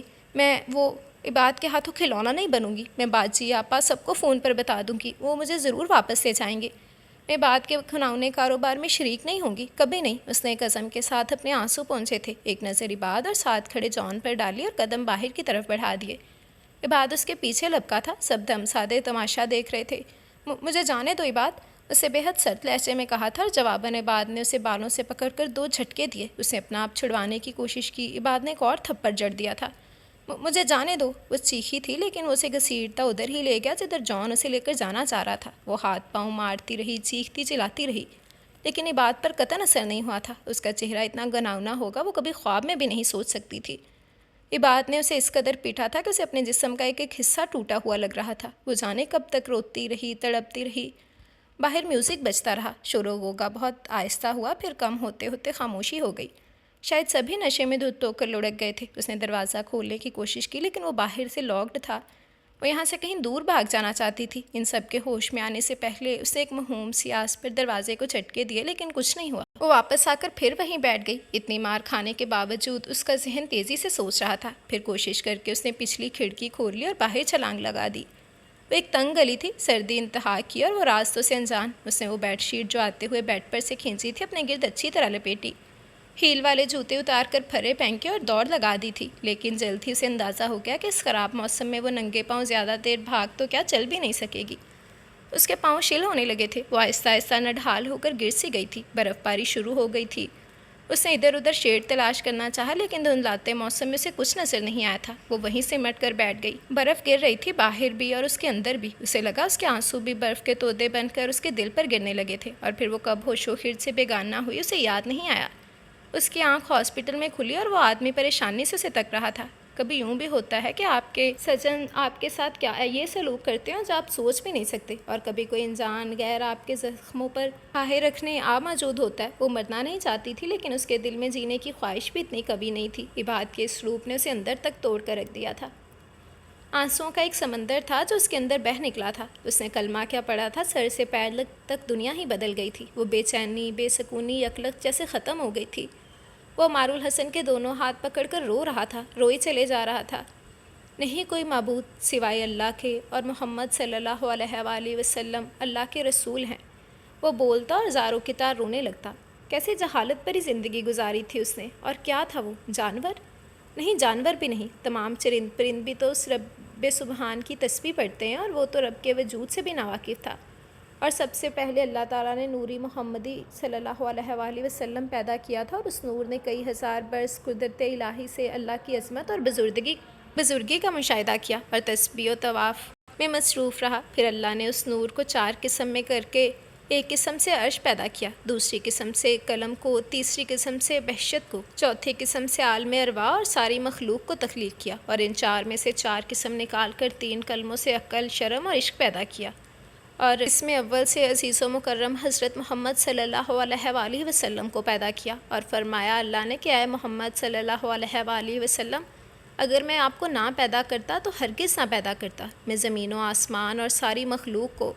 عمار الحسن بولتے جاتے اور وہ سن سن کر ایک ایک لفظ دل میں اتارتا جاتا۔ اس کا اسلامی نام عمار الحسن نے عبد الرحمن تجویز کیا تھا۔ میں واپس نہیں جا سکتی، نہیں تو کوٹھے پر بٹھا دی جاؤں گی، اس نے سر چکائے ہوئے کہا۔ مریم نے سردہ بھر کر اسے دیکھا، پھر اس کی پلیٹ میں کھانا نکالنے لگی۔ عبد الرحمن کو کب سے جانتی ہو؟ پلیٹ اس کے آگے رکھتے ہوئے پوچھا۔ میں ان کو نہیں جانتی، انہوں نے مجھے ہاسپٹل پہنچایا تھا، وہاں سے اپنے گھر اور پھر یہاں لے آئی۔ ہم دونوں میں کوئی بات چیت بھی نہیں ہوئی، وہ میری زبان نہیں سمجھتے اور میں ان کی، اس نے وضاحت سے کہا تھا۔ تم جانتی ہو قانوناً تم یہاں بھی نہیں رہ سکتی ہو، ابھی تمہیں شہریت نہیں ملی اور اب آگے مشکل ہے۔ میرا مطلب ہے جس رشتے سے تم یہاں آئی تھی وہ ختم ہو چکا ہے، پاسپورٹ تک نہیں ہے تمہارے پاس، اور نہ ہی کوئی اور ڈاکومنٹس۔ خود تمہارا سابقہ شوہر ہی تمہیں بہت بڑی مصیبت میں مبتلا کر سکتا ہے۔ مریم اس کے لیے حقیقتاً فکر مند ہو رہی تھی۔ وہ رونے لگی۔ میں نے تو سوچا تھا مجھے اس غلاظت بھری زندگی گزارنے سے نجات مل جائے گی، عباد کو پا کر مجھے ایک لمحے کے لیے بھی پچھلا خیال نہیں آیا۔ آپ یقین کریں، نینا آپا نے مجھے اتنی گندگی میں بھی کیسے بچا کر رکھا۔ اماں نے، جنہیں ہم باجی کہتے ہیں، اور وہ نانی ہے ہماری، 80 لاکھ میں بیچا عباد کے ہاتھ مجھے، اور اب وہ یہ قیمت وصول کرنا چاہتا ہے۔ مجھے کچھ سمجھ نہیں آتا کیا کروں۔ اس کے رونے میں شدت آ گئی تھی۔ مریم اسے فقط حوصلہ ہی دے سکتی تھی، کیونکہ وہ بھی نہیں جانتی تھی کہ زرمینے کے ساتھ کیا ہو سکتا تھا۔ عبد الرحمن اسے یہاں چھوڑ گیا تھا کیونکہ وہ اسے اپنے ساتھ نہیں رکھ سکتا تھا۔ اس نے ریکویسٹ کی تھی کہ اسے کچھ دن پناہ دے دی جائے، پھر وہ اس کے بارے میں کچھ سوچے گا۔ کیا یہ وہ بھی نہیں جانتا تھا؟ اسے یہاں آئے 2 ہفتے ہو گئے تھے۔ مریم نہ صرف اس کا خیال رکھ رہی تھی بلکہ ہر ممکن اس کی دلجوئی میں بھی مصروف رہتی تھی۔ عمار الحسن بھی اس کے ساتھ بہت اچھی طرح پیش آتے تھے، پھر بھی اسے بے شمار سوچے پریشان کیے رکھتی تھیں۔ اس روز عبد الرحمن آ گیا جب سے وہ اسے یہاں چھوڑ کر گیا تھا۔ عمار الحسن کے پاس سے ہو کر باہر سے ہی چلا جاتا تھا، کبھی اندر نہیں آیا تھا۔ زرمینے نے خود سے پوچھنے کی کوشش نہیں کی تھی۔ میں عباد سے ملا ہوں، وہ کہنے لگا۔ زرمینے کچھ سمجھ نہ آنے والے انداز میں اسے دیکھنے لگی، پھر اسے یاد آیا زرمینے کو سمجھ نہیں آ رہی۔ وہ مریم کو بتانے لگا۔ تم عباد کو کیسے جانتے ہو؟ مریم نے پوچھا۔ وہ میرا دوست تھا، اس نے تھا پر خاصا زور دیا۔ میں نے فرسٹ ٹائم زرمینے کو تب بھی دیکھا تھا جب وہ اس سے شادی کر کے پاکستان سے آیا تھا۔ وہ بہت چیپ انسان ہے، کہتا ہے اگر زرمینے دوسری شادی کرنے کے چکروں میں ہے تو ایسا ہرگز نہیں ہونے دے گا، کیونکہ اس بات سے انکار کر دے گا کہ اس نے اپنی بیوی کو طلاق دی ہے۔ مریم پریشانی سے اس کی بات سنتی رہی۔ کیا وہ جانتا ہے کہ زرمینے کہاں ہے؟ انہوں نے سوال کیا۔ نہیں، لیکن اسے شک ہو چلا ہے کہ میں زرمینے کے بارے میں کچھ نہ کچھ جانتا ہوں۔ اللہ اچھا کرے۔ مریم اتنا کہہ کر زرمینے کو سب بتانے لگی۔ زرمینے کا چہرہ نیلا پڑنے لگا تھا۔ میں کسی صورت اس کے پاس واپس نہیں جاؤں گی، وہ مجھے گناہ کی زندگی گزارنے پر مجبور کر دے گا۔ وہ پھر سے رونے لگی تھی۔ اللہ پر بھروسہ رکھو، وہ ضرور کوئی نہ کوئی راہ نکالے گا، مریم نے اسے گلے لگا کر تسلی دی تھی۔ وہ آج کل اردو سیکھ رہا تھا، کیوں یہ وہ خود بھی نہیں جانتا تھا، لیکن جہاں اس کی زندگی کے ہر پہلو کا دھارا مڑا تھا وہیں اسے احساس ہوا تھا کہ قرآن مجید کا جتنا مفصل ترجمہ اردو میں ہے شاید کسی دوسری زبان میں نہیں۔ وہ بہت جلد سیکھ گیا تھا۔ 5 وقت کی نماز، قرآن مجید وہ عمار الحسن سے باقاعدگی سے پڑھنے لگا تھا۔ مشکل تھا، ناممکن نہیں، اور پھر جو لگن اس کے اندر آگ لگائے ہوئے تھی اس کے آگے سب رکاوٹیں ہیچ تھیں۔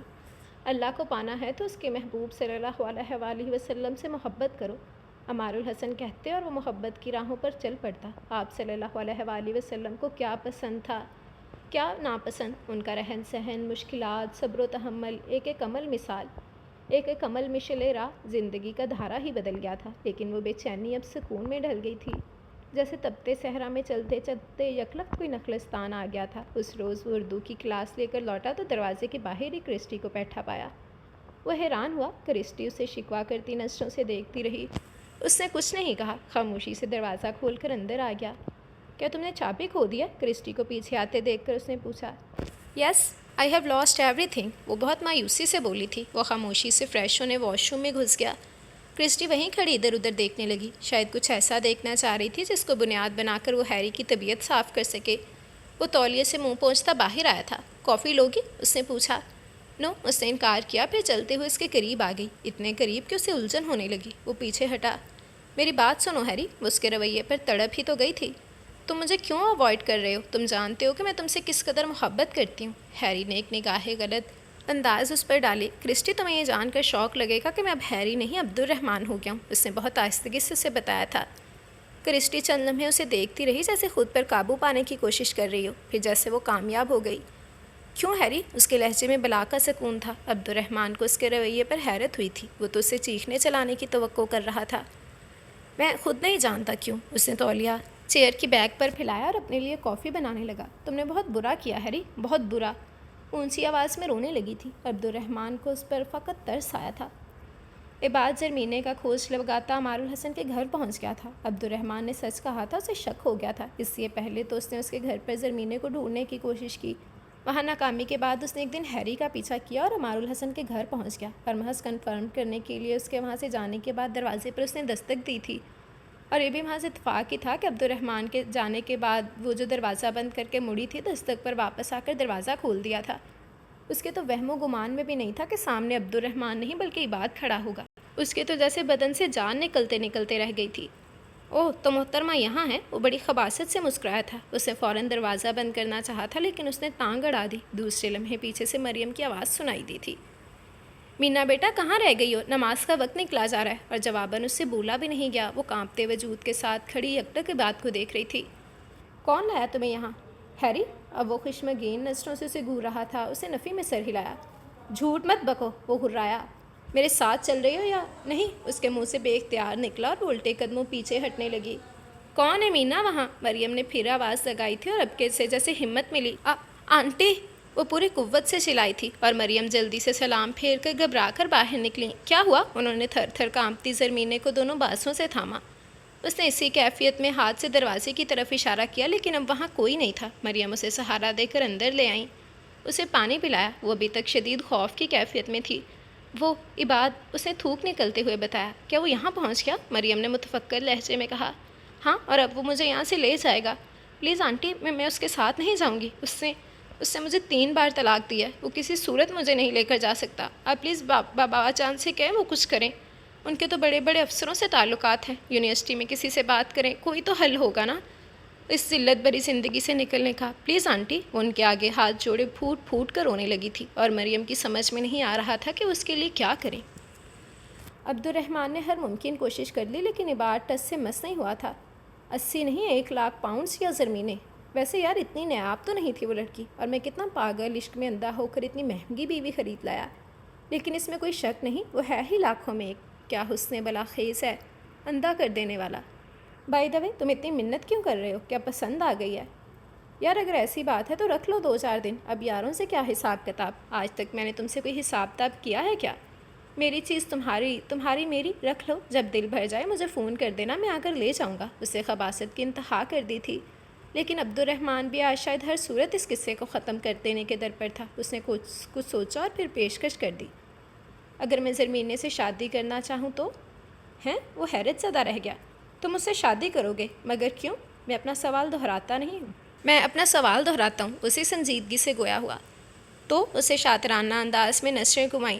تو زرمینے کو طلاق دینے کے 1 لاکھ پاؤنڈز، میں اسے یہاں لایا، 6 مہینے اس کا خرچہ اٹھایا، وغیرہ وغیرہ۔ تم خود حساب لگا لو۔ اب دیکھو نا، جب میں نے زرمینے کی ماں سے اس کا رشتہ مانگا تو اس نے پوچھا کیا دو گے، اور میں نے بلینک چیک انہیں تھما دیا۔ میرے 25 سالوں کی کمائی ایک لمحے میں اس نے بینک سے نکلوا لی۔ دوبارہ اتنی رقم جمع کرنے میں مجھے پھر سے 25 نہیں تو 20 سال تو لگے گے ہی، اور کون جیتا ہے تیری زلف کے سر ہونے تک۔ وہ انتہائی بھونڈے پن سے ہنسا تھا۔ مجھے تحریری طور پر طلاق نامے کے کاغذات، اس کا پاسپورٹ اور باقی سارے ڈاکیومنٹس چاہئیں۔ 1 ہفتے بعد تمہیں رقم مل جائے گی، میرا انتظار کرنا اور اعتبار بھی، وہ کہہ کر باہر کی جانب بڑھا تھا۔ میں نے تمہیں بتایا نا، اتنی زیادہ قیمت نہیں ہے اس طوائف زادی کی، وہ تو چند سکوں کے عوض۔ عباد نے پھر سے کچھ کہنا چاہا، بس، وہ پلٹ کر دھاڑا تھا، اس سے آگے کچھ نہیں، تمہیں تمہاری رقم مل جائے گی، تم کاغذات تیار کرواؤ۔ اس کے لہجے میں ایسا کچھ تھا کہ عباد کو اس سے عجیب سا خوف محسوس ہوا تھا۔ وہ خاموشی سے اسے جاتا دیکھنے لگا۔ پھر اس کا بینک ڈپازٹ، فلیٹ اور بار کوڈ بیچ کر بھی مطلوبہ رقم حاصل نہیں ہوئی تھی۔ تم نے سب کچھ بیچ دیا، اب کیا کرو گے؟ اور رہو گے کہاں؟ عمار الحسن نے فکر مندی سے پوچھا تو وہ مسکرا دیا۔ آپ خود ہی تو کہتے ہیں اللہ سب کام بنانے والا ہے، تو یقیناً اس نے میرے لیے کچھ اچھا ہی سوچا ہوگا۔ بے شک اللہ جسے چاہے ہدایت دیتا ہے، عمار الحسن نے سوچا تھا۔ پورے ہو گئے پیسے؟ انہوں نے پوچھا۔ ہو جائیں گے، 10,000 پاؤنڈ کم ہیں۔ میں نے ایک دوست سے بات کی ہے، اس نے دھیمے سے جواب دیا، کیونکہ اسے کوئی خاص توقع نہیں تھی۔ سب جان گئے تھے کہ اس نے اپنا بار اور فلیٹ بیچ دیا ہے، اور کچھ لوگوں تک اس کے مسلمان ہونے کی بھی خبر پہنچ چکی تھی۔ کرسٹی ایسی دوست تھی جو اسے پوری رقم بھی دے سکتی تھی، لیکن وہ اس کے پاس جانا نہیں چاہ رہا تھا۔ اس کے عزائم جارحانہ تھے، اس کا اظہار وہ اس کے سامنے بھی کر چکی تھی۔ کچھ تو کرنا ہی ہوگا۔ اس نے عمار الحسن سے اجازت چاہی، تبھی انہوں نے چیک اس کی طرف بڑھایا۔ وہ سوالیہ نظروں سے انہیں دیکھنے لگا۔ بقیہ رقم ہے، کچھ حصہ مجھے بھی اس کار خیر میں ڈالنے دو، انہوں نے کہا تو اس نے چیک تھام لیا۔ بے شک اللہ بڑا کارساز ہے، اس کا دل جھوم اٹھا تھا۔ اس نے 6 ماہ میں عربی اور اردو کے کورسز کر لیے تھے، اب بڑی روانی سے اردو بولنے لگا تھا اور عربی بھی سمجھنے لگا تھا۔ صرف پہلے 2 سپارے عمار الحسن نے اسے پڑھائے تھے، باقی وہ خود سے پڑھنے لگا تھا۔ پھر تقریباً 9 ماہ میں اس نے قرآن پاک بھی مکمل کر لیا۔ اس نے ترجمہ بھی ساتھ ہی پڑھا تھا، اور اب عمار الحسن سے تفسیر کی تعلیم دے رہے تھے۔ وہ ایک ہاسٹل میں رہائش پذیر تھا، اور وہیں ہی چند لڑکوں کو بھی ٹیوشن دینے لگا تھا۔ شام کو ایک پیٹرول پمپ پر چلا جاتا، کچھ رقم وہاں سے بھی مل جاتی، سو گزر بسر خوب ہونے لگی تھی۔ زمینے کے تمام کاغذات بھی مل گئے تھے، اور عمار الحسن اسے قرآن پاک کی تعلیمات بھی دینے لگے تھے۔ زندگی ایک ڈگر پر چل نکلی تھی۔ کرسٹی نے بہت شور مچایا تھا، پھر منت سماجت پر اتر آئی تھی۔ تم لوٹ چلو ہیری، اس دنیا میں بہت کچھ ہے، دولت، محبت، اسٹیٹس، کیا غریبوں والی زندگی گزار رہے ہو؟ اس زندگی میں سب کچھ ہے، وہ مسکرایا تھا۔ اطمینان، سکون اور یہ امید کہ میں اس نبی صلی اللہ علیہ وآلہ وسلم کا امتی ہو گیا ہوں اور وہ مجھے بخشوا لیں گے۔ یہ جو بھی تم بول رہے ہو، اصل میں تمہارا علاج کسی سائیکیٹرسٹ سے ہونا ضروری ہو گیا ہے۔ اور یہ تم کیا کہہ رہے ہو؟ کیا ہم نبی صلی اللہ علیہ وآلہ وسلم کو نہیں مانتے؟ یسوع مسیح ہمارے باپ ہیں، ہمارے لیے وہ سلیب پر چڑھ گئے۔ اور عبد الرحمن نے بات کاٹ دی، میں اس بحث میں نہیں پڑتا۔ بے شک وہ بھی نبی ہیں، اور ایمان کا ایک جز سب نبیوں پر ایمان لانا ہے، لیکن تکمیل تو حضرت محمد صلی اللہ علیہ وآلہ وسلم پر ہوتی ہے، اور بخشش بھی انہی کے وسیلے سے ہوگی۔ کرسٹی سوچو، یہ ساری کائنات اس کی ایک ایک چیز بنی ہی اس کے لیے ہے کہ وہ سوہنا نبی صلی اللہ علیہ وآلہ وسلم میں اس دنیا میں آنا تھا۔ میرا خیال ہے تم خواہ مجھ پر اپنا ٹائم ویسٹ کر رہی ہو، تم اپنی زندگی انجوائے کرو۔ میں کیا ہوں، کیسا ہوں، یہ سوچنا چھوڑ دو، بلکہ میرا خیال تک اپنی زندگی سے، اپنے ذہن سے نکال دو۔ میں جن راستوں کا مسافر ہوا ہوں، وہ تم تک یا کسی بھی اور عورت تک نہیں آتا۔ میری منزل کچھ اور ہے، میرا مقصود کچھ اور ہے۔ اور کیا وہ لڑکی، وہ جس کو تم نے اپنا سب کچھ بیچ کر بچایا ہے؟ وہ اس کی بات کاٹ کر تلخی سے گویا ہوئی تھی۔ نہیں، وہ محض انسانیت تھی، وہ پرسکون تھا۔ ہاں، انسانیت، میں دیکھتی ہوں یہ ڈھونگ کب تک چلے گا تمہارا۔ وہ غصے سے پاؤں پٹکتی وہاں سے چلی گئی تھی، اس کی آنکھوں میں آنسو آ گئے۔ میرا رب جانتا ہے کہ یہ ڈھونگ نہیں، یہ سچ ہے۔ اے میرے اللہ، مجھے ہمت دینا، میں اس راستے پر ثابت قدمی سے چل سکوں، کوئی شیطانی طاقت، نفسانی خواہش مجھے اس راستے سے بھٹکا نہ سکے۔ وہ دعا مانگتا رہا اور روتا رہا۔ عمار الحسن نے اسے مریم سے نکاح کرنے کا مشورہ دیا تھا، اسے ایک پناہ گاہ میسر آ جائے گی اور تمہیں ایک اچھی رفیق، انہوں نے اسے دیکھتے ہوئے کہا تھا، لیکن اس نے سہولت سے منع کر دیا۔ شادی اس کی منزل نہیں تھی، اس کی طلب کچھ اور تھی۔ سوچ لینا بیٹا، وہ بے سہارا ہے، اور مجھے امید ہے تم اس کے لیے بہترین سہارا ثابت ہوگے، انہوں نے ایک بار پھر کہا تھا، لیکن وہ انہیں کسی جھوٹی امید میں مبتلا نہیں رکھنا چاہتا تھا۔ وہ اپنے بارے میں یا اپنے کل کے بارے میں کچھ نہیں جانتا تھا، فی الوقت تو اسے ایک ہی طلب تھی، اور وہ اسی طلب کو پانا چاہتا تھا۔ وہ ان گلیوں کی خاک کو چومنا چاہتا تھا جہاں کبھی وہ مبارک قدم اترے تھے۔ وہ ان فضاؤں کی پاکیزگی کو اپنے اندر اتارنا چاہتا تھا جن میں نبی کریم صلی اللہ علیہ وآلہ وسلم کی سانسوں کی مہک ابھی بھی باقی تھی۔ وہ وہاں کی ایک ایک شے کو چومنا چاہتا تھا۔ محبوب کو پانا ہو تو اس کے محبوب سے محبت کرو، محبوب مل جائے گا۔ اس نے کہیں پڑھا تھا، اور وہ اسی فارمولے پر عمل پیرا تھا۔ وہ سمجھ گیا تھا اس نے جس ذات یا ببرکات کا دامن تھاما ہے، وہ اسے اس کے محبوب سے ملوا دے گی، اس کی خوشنودی دلوا دے گی، وہ مقرب ہو جائے گا۔ میں مدینہ جانا چاہتا ہوں، اس روز اس نے عمار الحسن سے کہا تھا، اور انہوں نے دیکھا کہ عبد الرحمن کی صرف آنکھیں ہی نہیں، پورا چہرہ لو دینے لگا تھا۔ جس کو وہ سرکار مدینہ صلی اللہ علیہ وآلہ وسلم منظوری دیں۔ انہوں نے جواب میں صرف اتنا کہا اور عبد الرحمن منظوری کا انتظار کرنے لگا، اور پھر یہ منظوری ہو گئی۔ اس کا سارا وجود لرز رہا تھا جب اس نے یہ خوشخبری عمار الحسن کو سنائی تھی، اور وہ بھی حیرت سے اسے دیکھتے رہ گئے تھے۔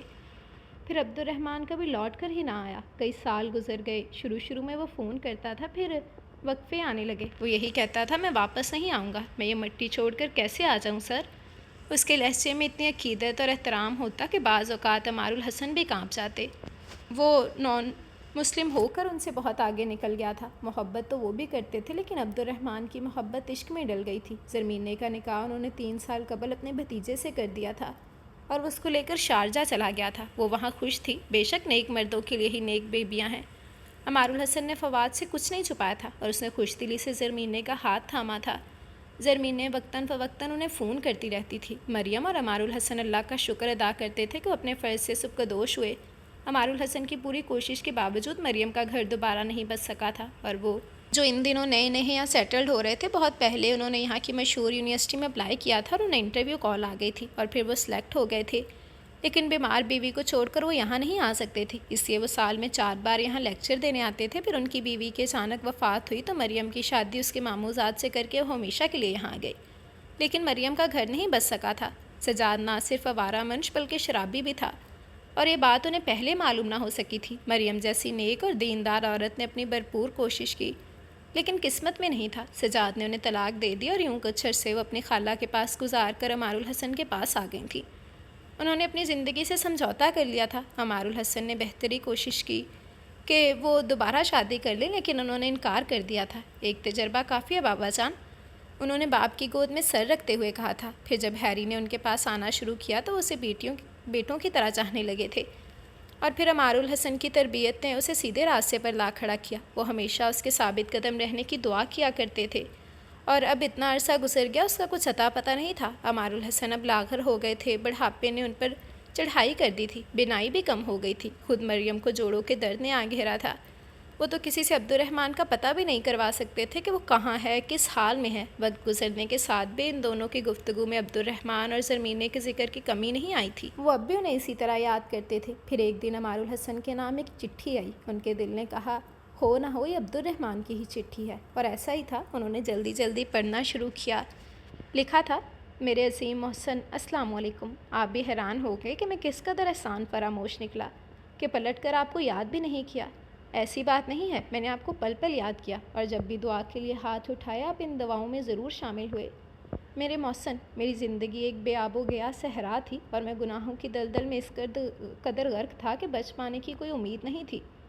میری زندگی بار جوا خانہ اور عورتوں کے گرد گھومتی تھی۔ میں جانتا ہی نہیں تھا کہ گناہ اور ثواب کیا ہوتا ہے، اس لیے کہ ایک تو میں نے آج تک اپنے جنم دینے والوں کو نہیں دیکھا، ایک میٹرنٹی ہوم میں جانے کون چھوڑ گیا تھا مجھے۔ ہمارے معاشرے میں جائز اور ناجائز کا تصور نہیں تھا۔ ہمارے آزاد معاشرے میں تو شادیاں ہوتی ہی انڈرسٹینڈنگ کے بعد ہیں، اور اس دوران پیدا ہونے والے بچے ناجائز نہیں کہلاتے، اور پیرنٹس ان کو اون کرتے ہیں۔ پھر جانے کون کس خوف کے تحت مجھے وہاں چھوڑ گیا، کیا پلا بڑھا، کیسے پلا بڑھا، یہ ایک الگ داستان ہے۔ بہرحال میں ایک سیلف میڈ انسان تھا۔ پھر ایک دن ایک عجیب شخص میرے بار میں آیا۔ وہ سر سے پیر تک عجیب حالت میں تھا۔ سر کے بال الجھے بکھرے، لمبا مگر صاف ستھرا چوغا، سفید گورا رنگ اور ہلکی ہلکی داڑھی میں اسے کوئی ہیپی سمجھا۔ وہ ایک ٹیبل پر بیٹھ گیا اور بیئر کا آرڈر دیا۔ میرے بار میں سب ویٹرز تھیں اور انتہا کی خوبصورت۔ جینی نے اسے سروس دی۔ اس نے ایک گلاس بھرا اور اپنے سامنے رکھ لیا، پھر اس پر نظر جما کر بیٹھ گیا۔ میں غیر ارادی طور پر اسے دیکھنے لگا۔ میرے خیال سے تو اس نے پوری بوتل ختم کر کے اٹھنا تھا، لیکن وہ اسی ایک گلاس کو سامنے رکھے اس پر نظریں جمائی بیٹھا رہا، پھر اٹھا اور گلاس کو سنک میں انڈیل دیا۔ واپس آ کر اس نے دوبارہ گلاس بھرا، پھر ویسے بیٹھ گیا۔ اس نے کئی بار ایسا کیا، یہاں تک کہ بوتل خالی ہو گئی۔ اس نے پیمنٹ کی اور اٹھ کر چلا گیا۔ پھر ایسا روز ہونے لگا۔ مجھے اس آدمی میں کچھ دلچسپی ہونے لگی۔ پھر ایک دن میں اس کے پاس جا بیٹھا اور اس کے ایسا کرنے کی وجہ پوچھی۔ وہ کچھ نہیں بولا، اپنے کام میں منہمک رہا۔ مجھے تجسس سے آ گھیرا، اور پھر ایک دن میں نے اسے بولنے پر مجبور کر دیا۔ تمہیں سمجھ نہیں آئے گی یہ بات، اس نے کہا، یہ اللہ اور شیطان کا معاملہ ہے۔ اللہ، یو مین گاڈ؟ میں نے اللہ پہلی دفعہ سنا تھا۔ اس نے انگلش میں گفتگو کرنے کے باوجود اللہ بولا تھا۔ نو، گاڈ نہیں، اللہ، اس نے ہاتھ اٹھا کر کہا۔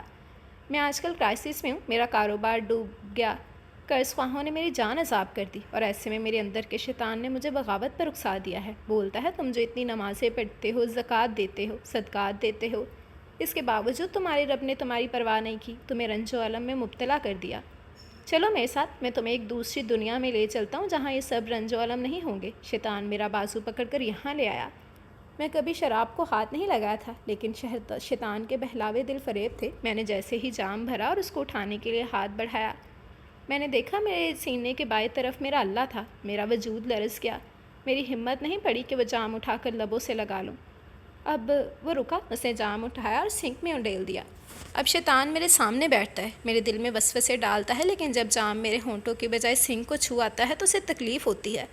وہ رو رو کر مجھے میرے مصائب کے بارے میں بتاتا ہے، میری تکلیفوں کو دہراتا ہے، اور وہ ایسا بوتل ختم ہونے تک کرتا رہتا ہے، لیکن میرا اللہ ہر روز مجھے بچا لیتا ہے، اور اس بات کی اس کو بہت تکلیف ہوتی ہے، اور میں محض شیطان کو تکلیف دینے کے لیے ایسا کرتا ہوں۔ تو تم مت آیا کرو یہاں اگر ایسی بات ہے۔ میں نے اسے سمجھانا چاہا، وہ ہنسنے لگا۔ جس تن لگ گیا عشق کمال، تم نہیں سمجھو گے، تیرے عشق نچایا کر تھیا تھیا۔ وہ اٹھ کر گول گول گھومنے لگا۔ تب مجھے اس کی بات کی سمجھ نہیں آئی، سوائے اس کے کہ جب وہ شراب پینا چاہتا ہے تو اللہ اس کے سامنے آ کھڑا ہوتا ہے۔ میں سمجھا اللہ اور گاڈ دو مختلف ہیں، کیونکہ اس نے بھی یہی کہا تھا، گاڈ نہیں اللہ۔ اس روز میں نے چلتے پھرتے بے خودی میں کئی بار لفظ اللہ دہرایا، اور ہر بار مجھے اپنے اندر عجیب سی بے چینی محسوس ہوئی۔ اگلے کئی روز تک وہ نہیں آیا۔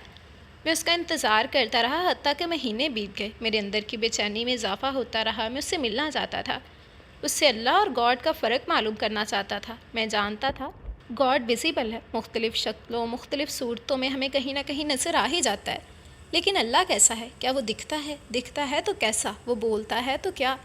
میں جیسے جیسے سوچتا جاتا، میرے اندر کی بے چینی بڑھتی جاتی، اور میں پاگل ہونے لگتا، مجھے برے کاموں سے الجھن ہونے لگتی۔ میں زیادہ وقت تنہائی میں گزارنے لگا، لیکن میرے سوالوں کا جواب کہیں نہ مل سکا۔ پھر ایک دن وہ آ گیا۔ میں اب بار بھی کبھی کبھی جاتا تھا۔ اس روز بھی میرا جانے کا موڈ نہیں تھا کہ باہر سے فون آ گیا، کوئی کسٹمر مجھ سے ملنے پر بضد تھا۔ میرے دل نے گواہی دی ہے وہی ہے۔ میں بھاگم بھاگ بار پہنچا، وہ اپنی مخصوص ٹیبل پر بیٹھا تھا۔ کاؤنٹر بوائے نے میری سوالیہ نگاہوں کے جواب میں اس طرف ہی اشارہ کیا۔ میں جیسے ہی کرسی کھینچ کر اس کے سامنے بیٹھنے لگا، اس نے ایک نگاہ مجھ پر ڈالی، پھر کڑک کر بولا، ملا جواب؟ پھر خود بھی بولا، نہیں نا، وہ کہہ کر ہنسنے لگا تھا۔ میرا وجود لرزنے لگا، جانے کیوں ایک عجیب سا خوف مجھ پر طاری ہو گیا۔ بیوقوف، باہر کہاں ٹکرے مارتا پھرتا ہے؟ اپنے اندر جھانک، ٹٹول کر دیکھ، تجھے اللہ ہی اللہ نظر آئے گا۔ تو ڈھونڈ تو صحیح، تیرے روم میں نہ بسا ہو تو کہنا، ڈھونڈ، یہاں ڈھونڈ۔ اس نے میرے سینے پر ہاتھ مارا تھا۔ میرا سارا وجود لرزنے لگا۔ یہاں ملے گا تجھے اللہ، بس دیکھنے والی نظر لا، پھر دیکھ تیری دنیا کیسے بدلے گی۔ اور میں اس تلاش میں نکل پڑا۔ میں نے کتابیں پڑھی، مسجدوں میں گیا، بہت سارے مسلم سے بھی ملا، لیکن میرے اندر سے اٹھتے سوالوں کا جواب کہیں نہ ملا۔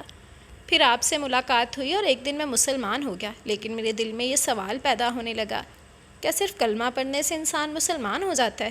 نہیں، بہت سارے کلمہ گو ایسے ہیں جن کے اندر کی سیاہی جوں کی توں ہے۔ وہ سجدے تو کرتے ہیں لیکن دکھاوے کے لیے، وہ قرآن تو پڑھتے ہیں لیکن عمل کرنے کے لیے نہیں، بلکہ اپنے سے کم علم والوں پر رعب ڈالنے کے لیے، انہیں ڈرانے کے لیے۔